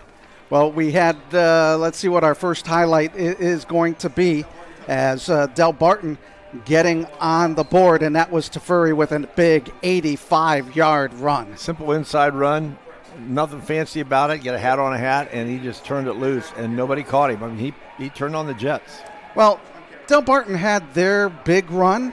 Yeah. Why not the Eagles do it on the ensuing kickoff? Exactly, 99 yards worth, 98 and a half, whatever you want to call it. But it was a great run by Hackelman. Zach Hackelman tying a record, 99 yards, along with Sean Crawford and Kion Mason. And there's nobody going to catch him. And he was just off to the races and broke the tape easily, and the Eagles were leading it pretty easily at that point. As we take a look at our Tokar and Company stats, the Eagles with 140 yards on the ground, 105 for Delbarton, but boy, the Eagles 159 yards in passing yards to just 3. Well, they came out on early downs and threw the ball, and that got people out of the box. It loosened up the defense a little bit. You don't have to complete them all. You just have to throw them, because if you throw them, there's a chance. And for 159 yards of passing, you're talking about 300 yards and a half. That's a lot of football. 299 total yards for the Eagles, 108 for Delbarton. But the first down's 15-4. But this last line, the penalty yards, only 2 penalties for 15 yards for Delbarton, but the Eagles tacking on. Well, you had 3 penalties in the special teams, 2 out-of-bounds kicks, and then 1 on an extra point, a 15-yard personal foul. So you can't have that. Well, the Eagles leading at 41-7. When we come back, we'll have more of the second half. You're watching Olympic Forest Products, St. Edward High School football, presented by Franciscus Roofing on the Rock Entertainment Sports Network. $20 he shanks it. Yeah, this is going to be out of bounds to Michigan. Some people play it safe, others grip it and rip it. That's why I call long drive right down the fairway. Just like Olympic, long reach, no shortcuts. For over 40 years, Olympic's been hitting it long and straight, delivering dependable, high-quality pallet solutions with national coverage and local service. Fairways and freightways. Keep it straight, keep it consistent. Olympic Forest Products. Consistent, reliable, built to go the distance. Started by a father, built by a family, proudly serving Cleveland since 1991. Franciscus Roofing has delivered honest, high-quality work starting with 1 truck and 1 promise. Do the job right. From inspections to full replacements, our family-owned team brings craftsmanship to every roof. Get your free estimate today at 1-866-STAY-DRY.com. It's so easy if you try. 1-866-STAY-DRY. Franciscus Roofing.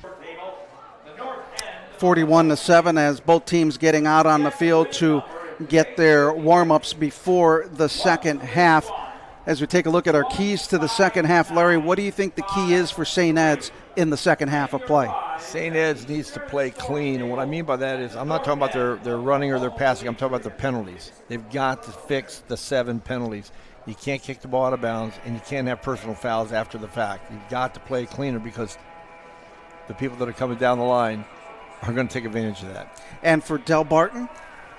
Just establish something on offense. They've got to get their offense and get their defense off the field. Their defense has been out there all day, and their offense needs to just get the running game going a little bit. Tafari, he's a good running back. Get him the ball going downhill. And Irby Mason is as well. 41-7, St. Ed's with the lead. When we come back, we'll get ready for second half action as the Eagles lead it over the green wave of Delbarton in this Battle of Ohio versus New Jersey. You're watching Olympic Forest Products, St. Edward High School football, presented by Franciscus Roofing on the Rock Entertainment Sports Network. $20 he shanks it. Yeah, this is going to be out of bounds to Michigan. Some people play it safe, others grip it and rip it.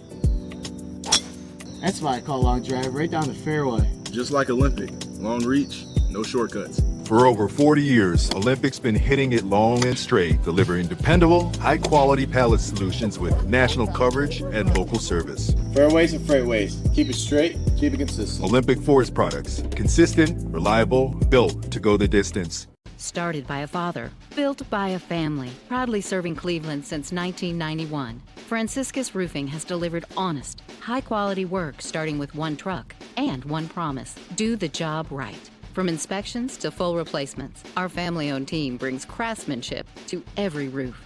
Get your free estimate today at 1-866-STAY-DRY.com. It's so easy if you try. 1-866-STAY-DRY. Franciscus Roofing. We're just moments away from the start of the second half of action as St. Ed's leading it 41-7. St. Ed's playing a team from New Jersey for the first time since 2015, and they're looking to even their record. They're 2-3 all-time against New Jersey teams. Well, New Jersey football, especially private school football, is the best in New Jersey. It's the best they have. Don Bosco, St. Joe's, Bergen. You're not going to have a great record against those kinds of teams. I remember being at that 2011 game against Don Bosco. That was played at Fordham University in the Bronx, New York. That was after St. Ed's won their first state championship in 2010. And, boy, they ran into a Don Bosco prep that was just loaded for bear, and I believe Jabril Peppers was on that team. Yeah, he can probably play a little bit, I would think. And Don Bosco has a rich history. They used to play in the Herb Street Classic. They used to come to Ohio to play in the Herb Street Classic against some of the best teams around the country. They don't shy away from anybody, nor does Bergen Catholic. And then you look at they played against St. Joe Regional, Bergen Catholic. They've had a great quarterback that went to Notre Dame, Garantano, back in the day. And then St. Joe's came here, Bergen Catholic. And You split in those 2 years in 14 and 15. Mind you, the Eagles won state titles in 14 and 15. Absolutely. So you're talking about good football across the board. And I talked to Coach Lombardo last week, and I said, you have a tough schedule. You have a tough schedule every year. But I'm going to say something to you from coach to coach. Your kids deserve to play that schedule. They have earned the right to play the best schedule in the state of Ohio because they've been the best team in the state of Ohio for the last 3 years. As you see Delbarton getting ready in their final warm-ups, it's been 10 years in the state of New Jersey when they split the playoffs into public and non-public for the playoffs. The publics and privates can play each other in the regular season, but when it comes playoff time, split time. It is a split time with, and I'm sure there's a lot of people in New Jersey would like to see the ultimate winner, the champion of the non-publics taking on the champion of the public school. And if you did that in a one-game set, you still wouldn't have the true champion because if you got to go through the murderer's row that the private schools have to go through, you may not make it, which is why they split in the first place, because the Catholics or the private schools were dominating. And just as we said, we can't say enough about New Jersey football. We've seen it. I've been able to go out there. It's rock solid. It is rock solid football in the state of New Jersey. The folks out there have a lot to be proud of. And again, they may not have as many great schools as Ohio. I mean, Ohio is, we're football country here. Yeah. We've got them in every division, every size school possible, and they're all good. I mean, they're all good. Texas may be a big state, but I believe the state of Ohio has more teams than they do in Texas. California, I don't think so, but those are, when you look at it's Texas, California, Ohio, New Jersey, Pennsylvania, and Florida. Georgia's coming in there now. Oh, boy. The Deep South is coming in big. Louisiana's had some pretty good football down there, too. Just last week, and I cannot remember the name of the team, they just opened up a stadium that cost $60+ million. And then they opened up a new high school that was $76 million. Well, and the town is only like 3,000 or 4,000 people, but on game night, it's they 15, get 10. 18, 20,000, whatever. And you thought Texas did it big with those big multi-70, 80, $90 million stadiums. Well, I've seen some of those Texas stadiums. They're pretty amazing. The parking lot alone looks like Las Vegas. I mean, it's crazy. As we get set, second half, it'll be a running clock as the kick is returned by Tafuri. Tafuri bringing it back. He's at the 40 at the midfield. He's going to get chased down, and he gets taken down at the 25-yard line as Brandon Gay. Boy, you look at how Delbarton and Tafuri has done. He's got the big run, and now the big kickoff return. He hit the extra gear right here. Got past Koopman, but tracking him down for the Eagles was Brandon Gay. Well, he had a good angle on him. And I'm telling you, I'm impressed with Tafuri. Yeah, he is. He's going to Army for Pete's sakes. Good for him. Good for us. Yes. Good for us. He'll be playing baseball for the Golden Knights. And at quarterback, handoff. Not much going that time as Gallardi in there for the Green Wave of Delbarton. Irby Mason, nothing much that time. This is a chance for St. Ed's to play a lot of their younger kids too. You can put one or two in at a time. You don't want to have wholesale substitution, but one or two at a time so they can play next to guys that are their starters. And they'll play the number ones of their opponents. For sure. That'll get them those reps that they most definitely need as they give the handoff over to Kiley, and he'll gain a couple of yards on the play. We are in a running clock in the state of Ohio. For those folks, we want to thank for all the folks in New Jersey joining us here on our broadcast today. After 30 points, it's a running clock after a 30-point lead in the ball game in the state of Ohio. And when you have these teams coming from other states, you play in the home state rule. Yep. So it's under Ohio rules. Not much of a difference except maybe on the scoring or, the point differential as Gallardi's going to pass the ball out. It is caught by Tafuri, and he gets tracked down inside the 20-yard line. It's going to be about a yard short. Good play by Landon Lamer there for the Eagles. Last week, he had 13 tackles 3 tackles for a loss, and a pass breakup. I don't want to see Tafuri coming up holding his shoulder. He's holding his left shoulder. We'll see if we can. He just fell down on it hard. You don't want to see that. He's coming out of the game right now. Trainers will take a look at him on the sideline. That'll bring in Kobe Irby Mason in the backfield. He'll dot the I as the Green Wave now will go with 3 wide receivers to the top of your screen. Gallardi looking to throw. Swing pass out to Mason. He's going to get tracked down. He'll get to the 10 and get submarined under there on a good defensive play by the Eagles as they make that play on that far sideline. Yeah, Braylon Adams came in and submarined him, and he took the blunt of that hit. He did. Well, when you go low like that, you're going to get nothing but knee pads, and these aren't forgiving. No, and you get hit upside the back of the head, and that's not a good thing. 1st and 10 inside the red zone for Delbarton. Handoff left side. Mason getting chased to the outside. He'll get tracked down. He'll break a tackle as he was brought down by Antonio Robinson. One of the things that's happening here is the timing of this offense. It's slow. The snap coming back is a little slow, and the handoff is a little slow, which is allowing the penetration for St. Ed's. And they're getting in the backfield before they get the handoff. They'll call it a loss of 1 on the play. 116 yards in total offense for Delbarton this afternoon, making a trip from New Jersey to Northeast Ohio. Shotgun with an eye, looking for the corner. Boy, that was a wounded duck, and the catch is made at the 8-yard line as they run into the chain gang on that far side of the field. And I believe, well, good thing is he's up and walking. The chain gang. He'll feel it tomorrow morning. You know, he gets to church tomorrow morning, he's going to want to sit instead of kneel. Let's just put it that way. Father, forgive me, but I'm sitting after getting hit. Nothing personal, Padre. 7:12 remaining here in the third quarter. Running clock as Gallardi. There comes pressure. 4 of 6 on the day. The Eagles aren't doing a very good job of hiding that pressure. They're stepping up a little early. We've seen that last week against Pickerington Here it North. Here's the pass. Swing out to Irby Mason. Has some room. He looks to break a tackle and gets driven out of bounds at about the 1-yard line. That's going to be probably a first down. Larry Harris coming in on the tackle. He's at the 2, and they're calling it a first down. So a fresh set of downs as you look at the replay, as Larry Mason coming in to make Larry Harris coming in to make the tackle, the senior. So let's see what the defense can do now. 1st and goal to goal. So Delbarton has 4 cracks. You know they're going to use all 4. Unbalanced line. They've got 4 to the right, 5 to the right, 5 to the right. There's a huge gap. No wide receivers. Right up the middle, going mano a mano, and Irby Mason is going to get in. Yes, he does for the touchdown. You look at that.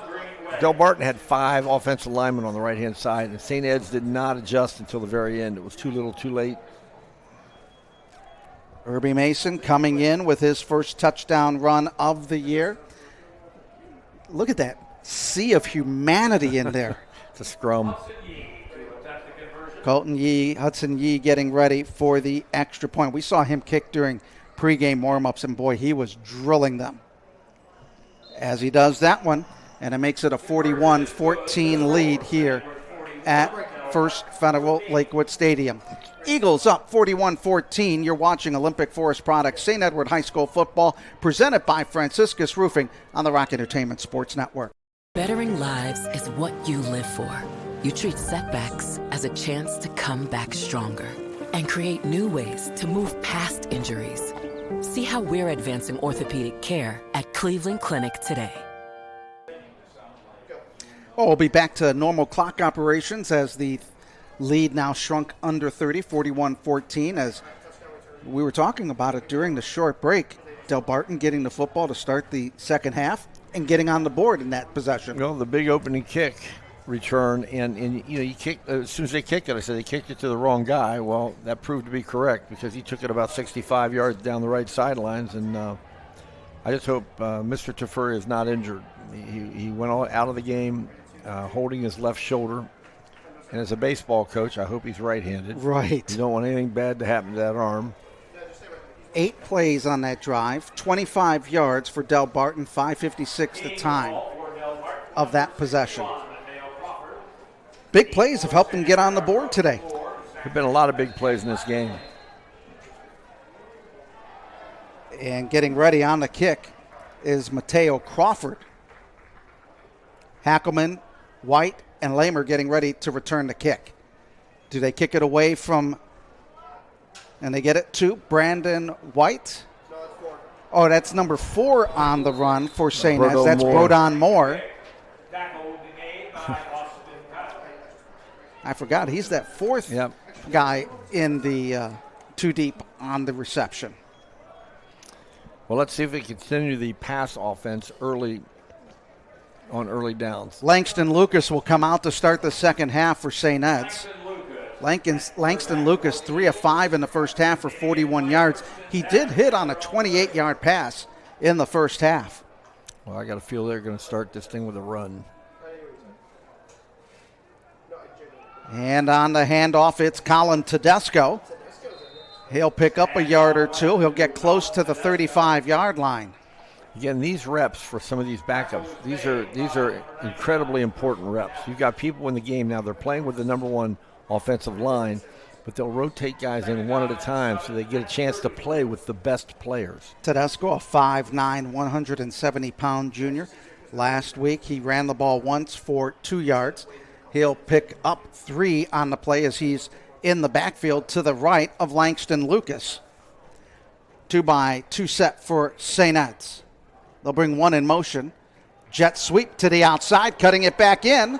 Big run into St. Edward territory, or into Delbarton territory, is Dason Williams.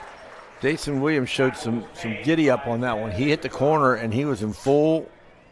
I mean, he turns corner here and he is downhill. He's only a junior, and he's getting a chance to play early in the season. That pays huge dividends down the stretch. He is the backup to Ryan Makovsky, who's had a couple of catches today. Going through, second man through for the Eagles. Javon Woods had 2 rushes last week. So they've used their complement of running backs that they've had on their 2 deep. Well, and they're trying to get more receivers in the game. They've got their second quarterback in the game because he may become the first quarterback at some point this year. You never know. James O'Donnell in the ball game along with Noah Ratchford as receivers to that far side. Langston Lucas is your quarterback. He's going to drop back. The left-hander stepping out of trouble.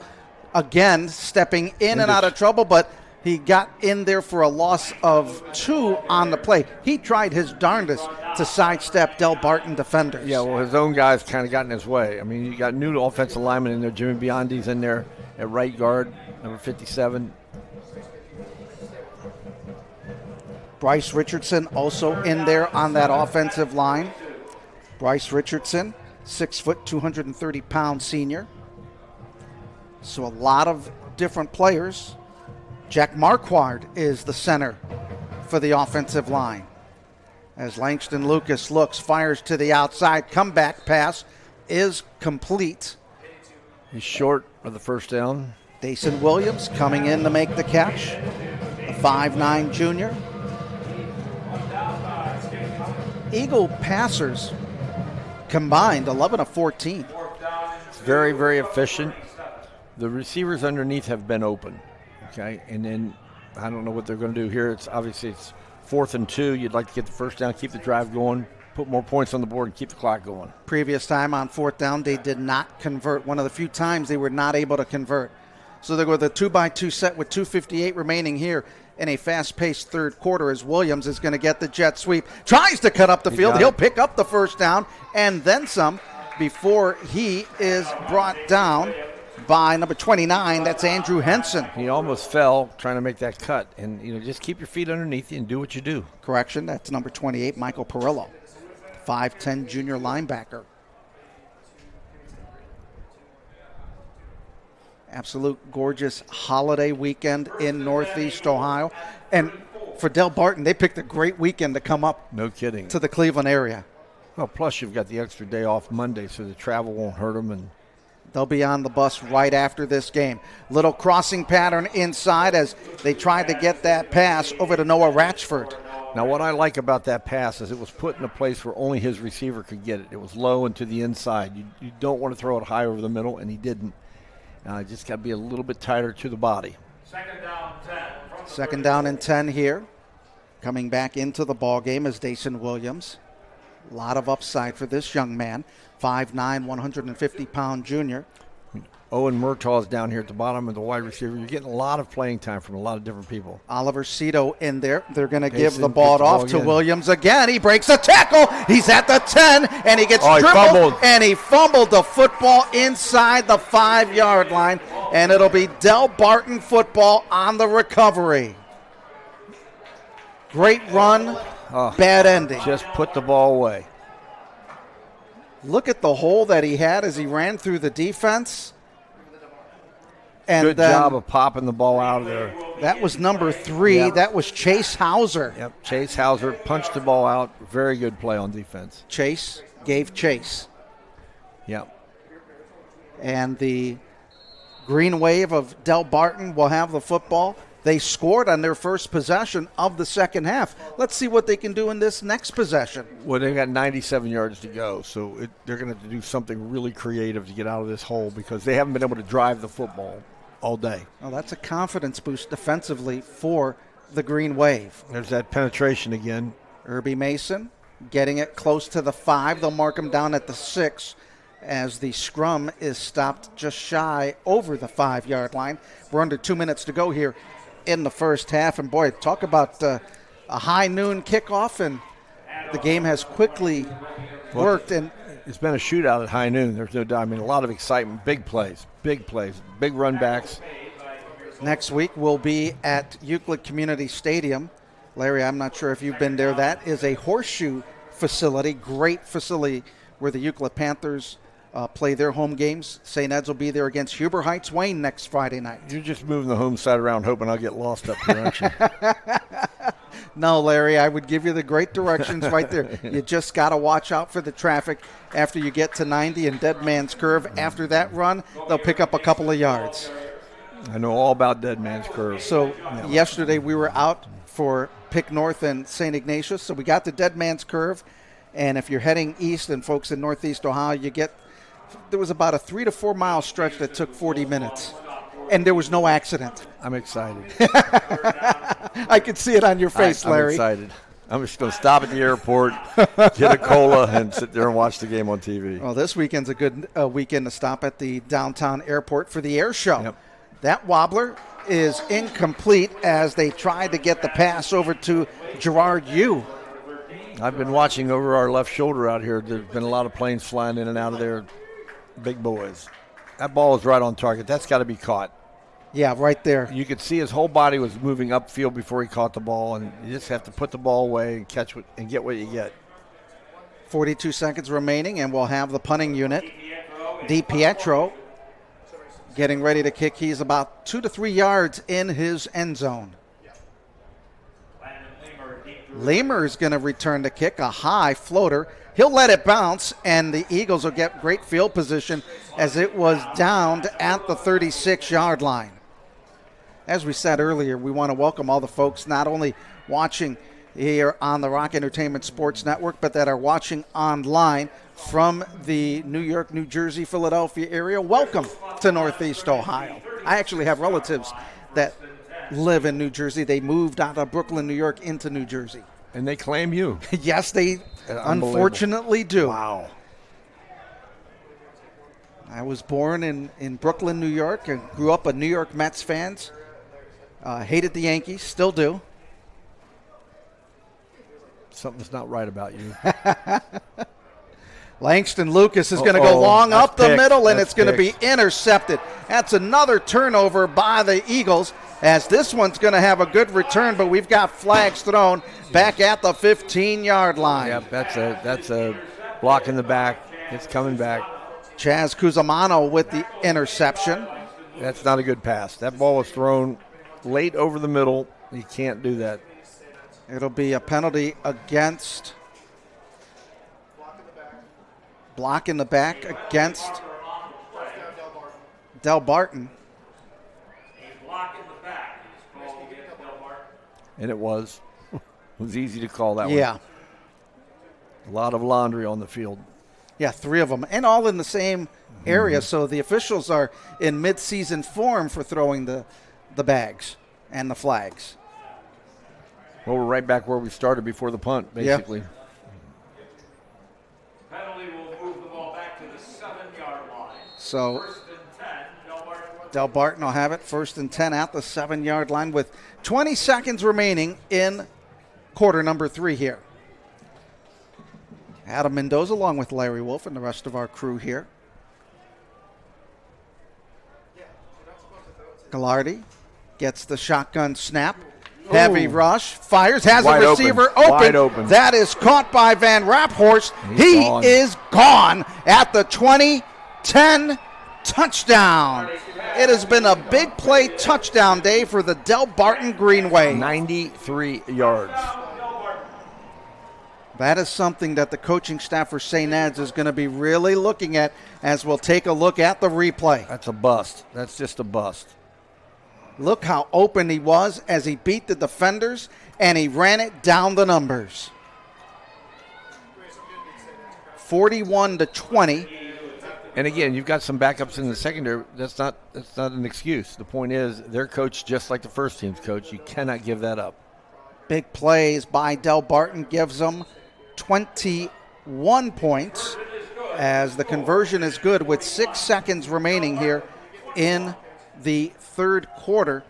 And it's been big plays for Delbarton in the game. And they've scored on 2 of the 3 series that they've had at this second half. So there you see some of the folks that have made their way from New Jersey and the Garden State. The last time I said I was there was in 2015, and the first time that I went back east was when St. Ed's took on Don Bosco at Fordham. At Fordham, and I forgot that in the New York area, and I don't know if it's still that way now, but back then, you didn't pump your own gas. Somebody came out and pumped the gas for you. I was like, wait a minute, what is this? So if you folks on the east come out to Ohio, remember, you have to pump your own gas. Yeah, get out of your car. Get out of the car and pump your own gas. But I remember that even as a kid, you had somebody come out. They'd fill the tank for you. Clean the windshield. Yeah. Check the oil. Yeah, all that. Now you got to do it yourself. Those days are over in Ohio. You wish you got a discount for doing all the work yourself. I guess I'm showing my age. 21. This game has gotten a little bit closer than it needed to get. Well, the explosive plays for Delbarton, 2 in the game. 1 for 85 yards on the rush, 1 for 93 on the pass. Yeah, and a 65-yard kick return, give or take, that put them in good position for their second touchdown. This one's going to be short. It'll be taken at the 21. And on the return was Brandon White. Now you look on the other side of the ledger for St. Ed's with their explosive plays. 7 rush that were for explosive plays for 122 yards, 29 yards along. 3 explosive pass plays for 103 yards, long of 51. Thanks to our crack staff of our statistician, Rob Cinco, to our left. Don't get excited down there, Rob.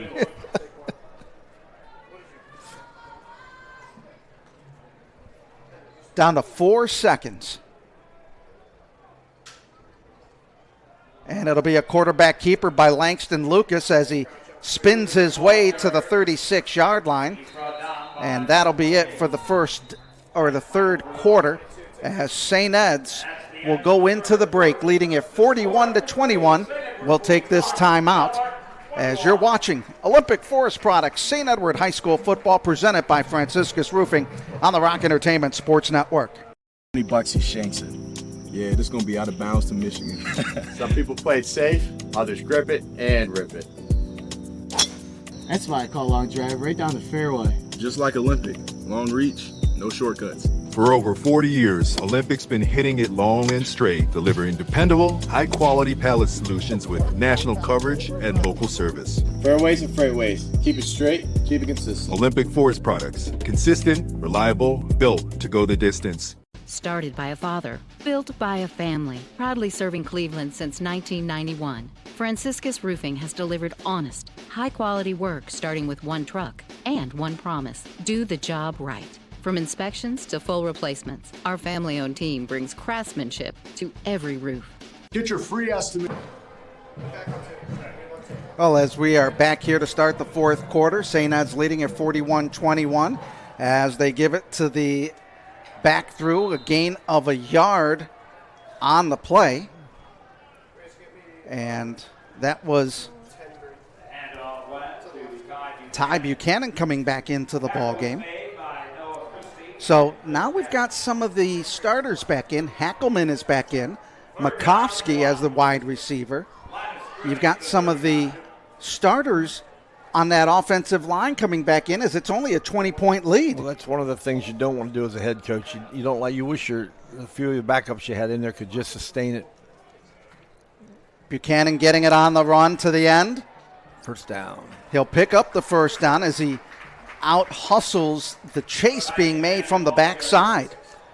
That's a big first down because that kind of stops the bleeding there for a minute. You know, you just gave up two big touchdowns, and you're not in danger of losing the game right now. But if they stop you on third down there and they get the ball back, now suddenly you could be in a two-score game, and now it gets a little crazy. We coaches are always thinking the worst possible things could happen. Yeah, we don't think about, we've got the lead. No. You always think that worst-case scenario. Yep, worst-case scenario. Makovsky and Hackelman in single coverage on the near side. They bring a motion, but they're going to have Langston Lucas pick up 10 yards on the run right up the gut. Well, they ran the jet sweep again to Mr. Williams, and he faked it and kept it. And really, that's probably that RPO. It's like, okay, does Langston give it to him, or he reads that linebacker to see what he can do? It could be a zone read. It could be a read all the way. James O'Donnell now checks in at receiver for St. Ed's. He'll be just inside the hash on the near side of the field. Buchanan in that backfield. Handoff. Ty Buchanan looking to get out the coverage. He'll get over the 35, close to the 34. Very patient on the run. Yep. Buchanan last week, 7 carries, 48 yards, averaged 6.9 yards a run. It's been tough sledding inside. Now the quarterback keeps and the quarterback runs up the gut have been pretty fruitful. But other than that, inside the tackles, it's been tough sledding. Buchanan, 6 carries, 22 yards, averaging 3.7 yards a carry. Yeah, we're not seeing much of Brandon White, and that's good. The Eagles have rushed for 225 yards on 33 carries. Langston Lucas running opposite. He's going to throw. Has a catch open by Joe Moore down the sideline. And he gets taken down inside the 10. Going to be down at the 7-yard line. Great job catching. We had 2 receivers in the same area. That's probably not a good thing. Moore has come up with some big catches. But Hackelman ran the curl route, and Moore was running the drag route right underneath it, and they were too close to each other, so something wasn't right on that play. Matt O'Leary coming in to make the tackle for Delbarton. Joe Moore, 2 catches for 48 yards today. And a touchdown. Longest of 24. And we haven't seen that tight end coming out and catching balls for a number of years. And the tight end drag route is almost always open. It drives me crazy the quarterbacks don't see it more often and throw it more often. First and goal to go at the 7. Lucas looking to throw underneath. Catch is made, and they'll get it inside the 5-yard line. Ty Buchanan coming up with a catch. Last big tight end that the Eagles had that caught the ball, you've got to go back to the 2011-13 teams. Sam Grant went up to Oklahoma. He was a tight end for the Eagles, went to Oklahoma, played the line, Yep. oil engineer. Yep. You go to Oklahoma, that's your major. Not such a bad thing. No. It'll be a quarterback keeper, and we'll have a flag. Another illegal procedure. And that penalty for St. Ed's. That'll be the 8th penalty on the Eagles. I don't know who jumped or whatever, but it's been on that side. All three of them have come from that official. That doesn't mean it's a bad call. I'm just saying all three of them. So something's going on over there. 8:13 remaining here in the ball game. The Eagles with just a 20-point lead as Delbarton coming in, big plays, getting on the board. They did not lay down. No, they've got athletes. They're not going to quit. They can't afford to quit. They're too good a football program. They can't have that. So they're not going to do it. Now, some of the folks back in New Jersey watching are like, oh, well, they just got handled by St. But this is a team that's come back. I mean, putting up 21 points. Over to Hackelman. Tunnel screen. 5 spins his way like he was doing a polka dance on this Oktoberfest, and he gets the touchdown. Wow. He should have been tackled at least twice. I think he spun out of self-defense. Let's look at the replay. Whoa, Nelly, right here. Bang, spin. 1, bang, spin. 2. Wow. You know, this weekend in Greater Cleveland is the big Oktoberfest, and he was right there. All he needed was some lederhosen, and he would fit right in. And an Oompa band. Luka Andrasic now coming in to kick the extra point. And he gets that one through the uprights. There you go. So the Eagles lead at 48-21. We'll take this time out as they lead at 48-21 over Delbarton. You're watching Olympic Forest Products, St. Edward High School football, presented by Franciscus Roofing on the Rock Entertainment Sports Network. Bettering lives is what you live for. You treat setbacks as a chance to come back stronger and create new ways to move past injuries. See how we're advancing orthopedic care at Cleveland Clinic today. Well, St. Ed's, an 8-play, 70-yard drive that took 4:26. That was capped off with the Hackelman touchdown. And for Mr. Hackelman, he has 3 touchdown receptions. And I believe the 3 touchdown receptions ties a record for 3 touchdown receptions. We'll have to take a look. We'll have our crack staff of Rob Cinco getting us those numbers. He's probably out eating a hot dog somewhere. When we get that.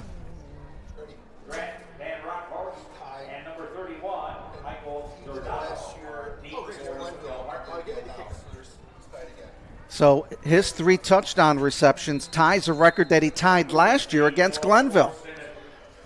All right. And for me to remember that, that's pretty darn good. For you to remember it. Anything. Mm-hmm. Squibber taken at the 19-yard line. Nothing going that time for Easton Wendorf. Well, I mean, Wendorf got the football, and when he looked up, he saw 5 green jerseys coming his way. Make a business decision and get out of bounds. You know. So Zach Hackelman, 7 catches, 114 yards, 3 touchdowns. That ties a record for touchdowns in a game that he tied last year against Glenville. So the Green Wave with the football, 1st and 10. And Gavin Gallardi remains in there. Young man. They label him as a gunslinger. And he's going to look to sling that pigskin downfield, and he's got a receiver open. It is caught by Xavier Rodriguez, and he gets the touchdown as it's a 73-yard score. Well, we went to a football game and a tennis match broke out. It's just back and forth and back and forth. This is right down the heart. Runs the slant route. In stride. You said he was a gunslinger. He put that ball right on the money. Delbarton with these scores. Huge plays. Nothing easy. It's been big play Saturday for the Green Wave of Delbarton. And the extra point is going to be up and good. Lead is back to 20, 48-28. Delbarton staying in there with St. Ed's. And it's been a big play day for the Green Wave. If you remember the St. Joe's game last year, the first half, St. Ed's dominated the second quarter. I think it scored on 4 or 5 straight possessions. And then the second half, St. Joe's came back and made it a game. In fact, they had the ball late in the game with a chance to tie the darn game up. And it doesn't have quite that feel. But you're seeing some explosive plays out of this Delbarton team to keep it close. And for Delbarton on that bus ride back to New Jersey, they're going to feel pretty good about the big plays that they had today. It's going to matter that they stayed in the fight and kept swinging. You know, you have to keep swinging, and they're going to run into bigger, maybe even better competition. I mean, you don't know their league completely, but you know who's in that league, and there's some great teams over there. For Delbarton on their explosive plays, they've had 2 that went for 166 yards and touchdowns, 93 and 73 yards. And, don't forget the kickoff return. The kickoff return, and the kickoff return that didn't go the distance but got stopped at the 35-yard line. So Brandon White, Zach Hackelman, and Lamer back to receive the kick. All right, who's going to run this one back? I think they're going to go away from Hackelman. They'll go to Lamer or maybe kick it short, and there's Brandon White. He's standing at his 19-yard line. It's going to go out of bounds. Does go out of bounds, and the Eagles will get it 1st and 10 at their 35-yard line.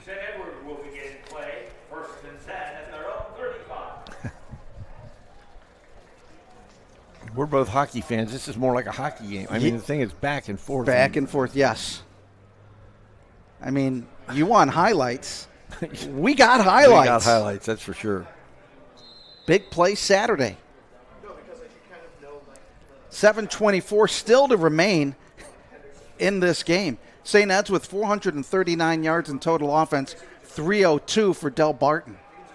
Well, they had barely 100 in the first half, and they had 85 on one run. They have 191 in the air. It'll be Buchanan on the run. He'll break a tackle, break 2, 3, and he'll get close to the first down as he picks up 8 yards on the run. He's going to be about 1 yard short, yard and a half. Good blocking on the perimeter. St. Ed's had the opportunity to get on the edges all day. The edges have been where they've made their money running the ball. That and the quarterback keeps up the gut. Brings up a 2nd down and 1 at the 44-yard line. But these 3 defensive linemen, Dottis and Christie and McBride, have done a good job inside. The Eagles, 34 carries, 234 yards. They have fumbled the ball twice, lost 1 of them. It'll be Langston Lucas on the keeper. He'll pick up the first down, but we're going to have a holding call as a flag was thrown in the backfield. Holding on St. Ed's. That'll be penalty number 9. Tedesco had the run, off or not.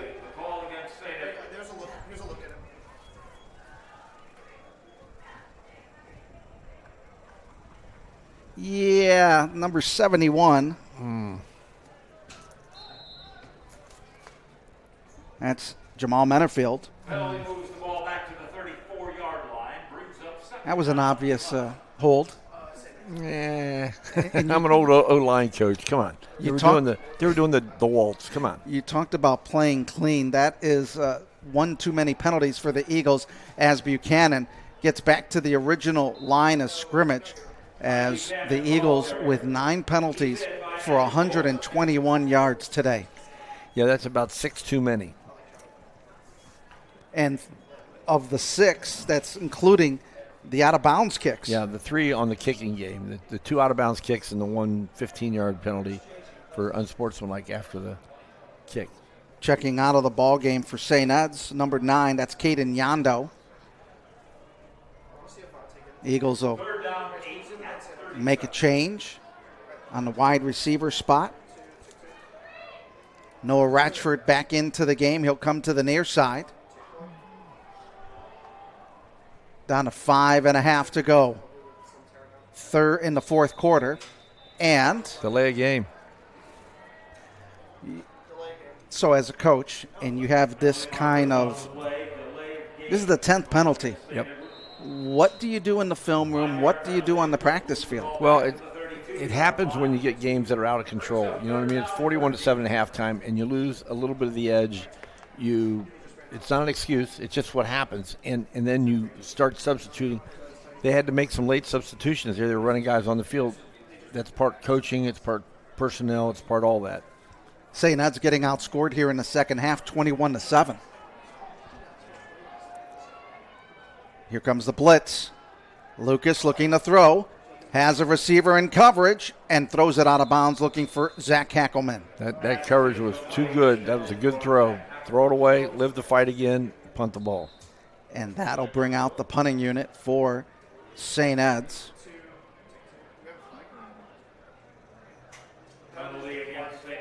Another penalty. Illegal man downfield. That's penalty number 11. We thought we saw last week with so many players going out with cramps. Yep. Today it's raining flags on this sunny day. It's absolutely raining flags. Oh, Landon Walcom, the big lineman, is in there to kick the ball away. And he booms it. And he gets a roll. And it's picked up on the near sideline.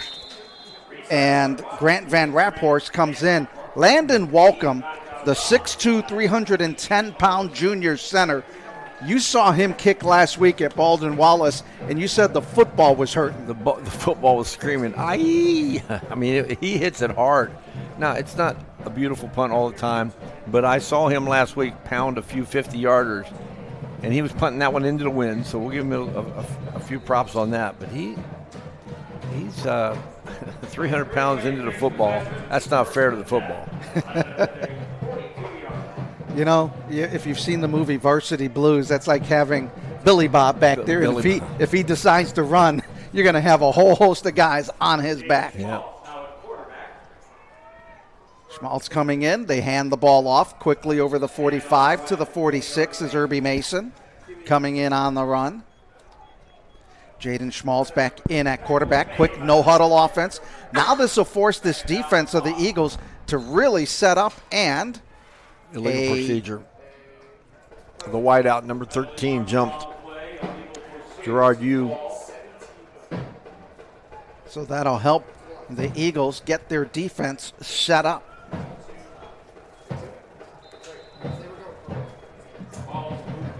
.413 remaining as you got a quick look at Jaden Schmaltz, the 5'11 freshman quarterback in there.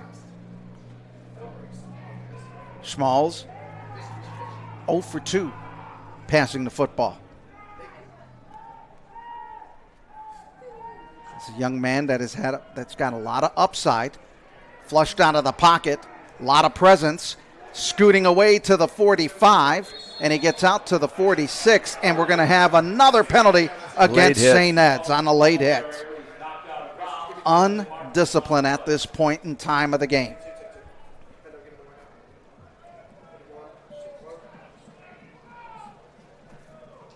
Personal foul, tack on another 15 yards. Hey, here's a look. Personal foul. Here's a look. We'll take a look at the... I mean, the play was over, and just right now it's over. Whistle blows, you just... Yep. Makai Boone just... Well, if you've seen the movie The Sandlot, you know the big saying in there, when this young man gets older, they're going to be saying, "You're killing me, Schmaltz." Killing me, Schmaltz. I'm here every day. Try the veal. Yeah. Please tip your hostess and tip your waiters and waitresses. Handoff, Irby Mason. Follows a block to the outside, breaks it. He'll pick it up to the 35-yard line. Good second effort there by Kobe Irby Mason, the junior. Well, and St. Ed's brought a corner blitz again from the short side. Again, number 3, Mr. Boone. Well, when you look at the good, the bad, and the ugly of this game, the good, St. Ed's leading at 48-28. The bad has been they've given up the 28 points. The ugly is the penalties. Yep. as the Eagles run that back to the line of scrimmage. St. Ed's with 11 penalties for 141 yards. Timeout called on the field with 2:40 to go. As Delbarton, 35 playoff appearances, 14 finals. They have a 32-33 playoff record. They've won 2 sectional titles, and back in the day, that was similar to state titles in New Jersey back in 1993 and 98. And this is the first time they're playing a team from Ohio, and they had 7 returning starters come back to this year for this season. Well, and the one returning starter that we haven't seen at all since first half is Mr. Teferi. We hope Matt is doing well. I hope it's precautionary. They're just keeping him out right now as a precaution, and I hope it's not serious. But he did go out holding his left shoulder. And again, he's too good of a football player. We don't want to see anything bad happen to him. Well, there you see some of the folks enjoying and basking in the sunshine here on this Saturday in Northeast Ohio. It's Chamber of Commerce weather here. Oh, absolutely. Schmalz with an empty backfield. Fires up the middle. Pass is caught by the receiver who fumbles the football and recovers. That's John Trafford coming in to make the catch. Oh, that's Van Raphorst. Sorry. Grant Van Raphorst. I mistook the 1 and the 8, so the eyes are gone. Empty backfield once again for Delbarton. Van Raphorst is in the slot to the far side of the field as they'll go with a 2-by-3 set. Nice pass, nice catch being made. Van Raphorst again. That'll stop the clock. What Delbarton is doing right now is they're probably not going to win this game. They're pretty sure of that. But they're going to work on their 2-minute offense. They're going to work on their, the time running down kind of offense because this is good practice for them. The freshman quarterback awaiting the shotgun snap. Irby Mason in that backfield, dotting the I in the pistol. 3 wide receivers to the lower part of your screen. Mason looking to throw. Little flare, and it's intercepted by St. Ed's. And the interception is made by Aiden Peterson.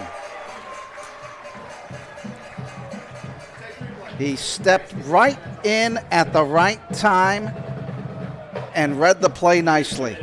That pass was intended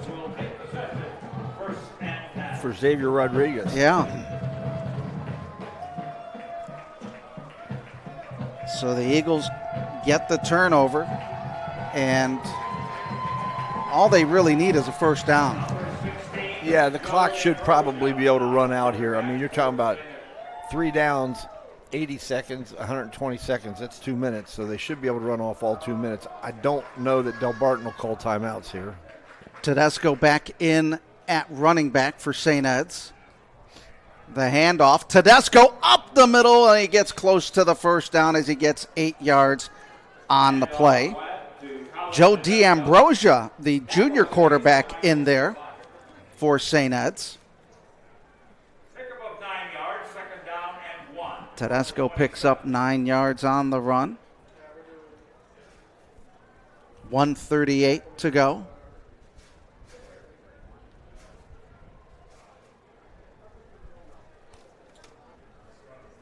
Woods now back into the ball game as the running back.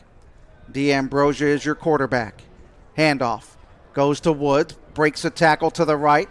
Gets to the 29. He'll pick up the first down. And the Eagles, once they set the chain, the Eagles will have maybe 1 or 2 plays to go. And this one will be all done. But really impressed with Delbarton. They did not give up the fight. They could have laid down and died, but these young men coming from New Jersey did a great job, and they used the big plays today. The name on the front of their jersey is too important for them to lay down. I mean, you wouldn't expect the St. Ed's team to lay down. You wouldn't expect a Wayne team. They're trained better than that. They're not going to lay down. They're going to fight to the end, and you got to tip your hat to that. 40 seconds to go. The handoff goes to Tedesco as he gets it over the 30 to the 31-yard line, and that will be the last play as we're down to 30 seconds. So by the time they set the ball, the Eagles will not have to run another play. So the Eagles will get their record to 2-0 on the year. Delbarton starts it 0-1, but hey, folks in New Jersey, you got a lot to be proud of this Delbarton Green Wave team, putting up 28 against St. Ed's and outscoring St. Ed's 21-7 in the second half. As the clock is reading all zeros, St. Ed's wins this one 48-28. We'll take this time out. You're watching Olympic Forest Products St. Edward High School football, presented by Franciscus Roofing on the Rock Entertainment Sports Network. At Joyce Buick GMC, serving the community for nearly 60 years means offering the best service and deals in town. Check out our great selection of new and pre-owned vehicles.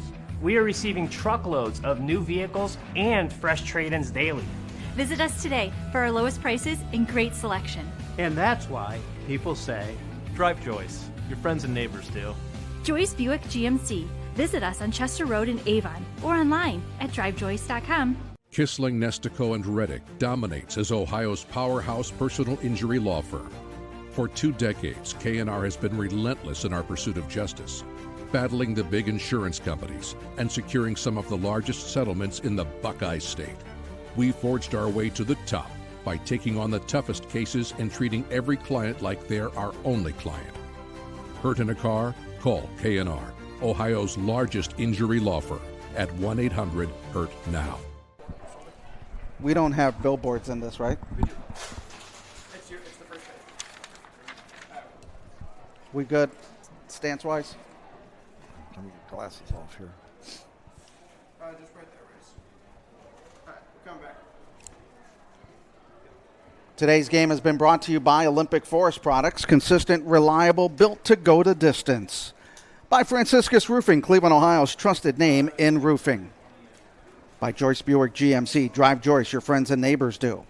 By Tokar and Company CPAs, your local and full-service accounting firm. Today's game also brought to you by J.P. Farley, empowering people, elevating benefits. By Kissling, Nestico, and Reddick. Hurt in a car? Call K&R. And by the Cleveland Clinic, the official healthcare provider of St. Edward Athletics.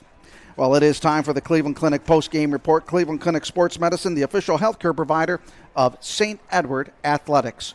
48-28, the big win for St. Ed's, but against a very tough Delbarton team. And when you look at it, it was a big play day for both of these teams. Delbarton outscoring the Eagles 21-7 in the second half. Well, and explosive plays. I mean, we're talking about kick returns. We're talking about from scrimmage. We're talking about pass plays down the middle. This was an explosive kind of game.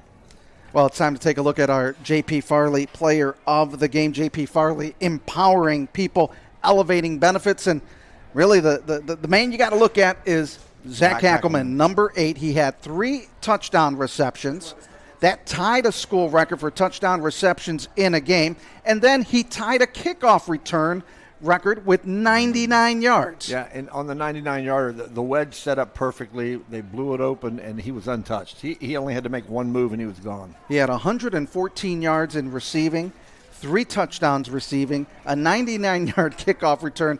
Not too bad for number 8. 213 yards total and 4 touchdowns. That's a pretty good day. And remember how he started on the opening kickoff. Yes. Getting his head almost taken off. He got his head almost taken off. So that'll wrap things up. We want to thank you for joining us here on today's game on the Rock Entertainment Sports Network. For my partner, Larry Wolf, I'm Adam Mendoza saying so long from First Federal Lakewood Stadium, where the final score, St. Ed's winning it 48-28. This has been a presentation of the Rock Entertainment Sports Network and a production by Ennio Productions. Have a great day, everybody. This is the Rock Entertainment Sports Network.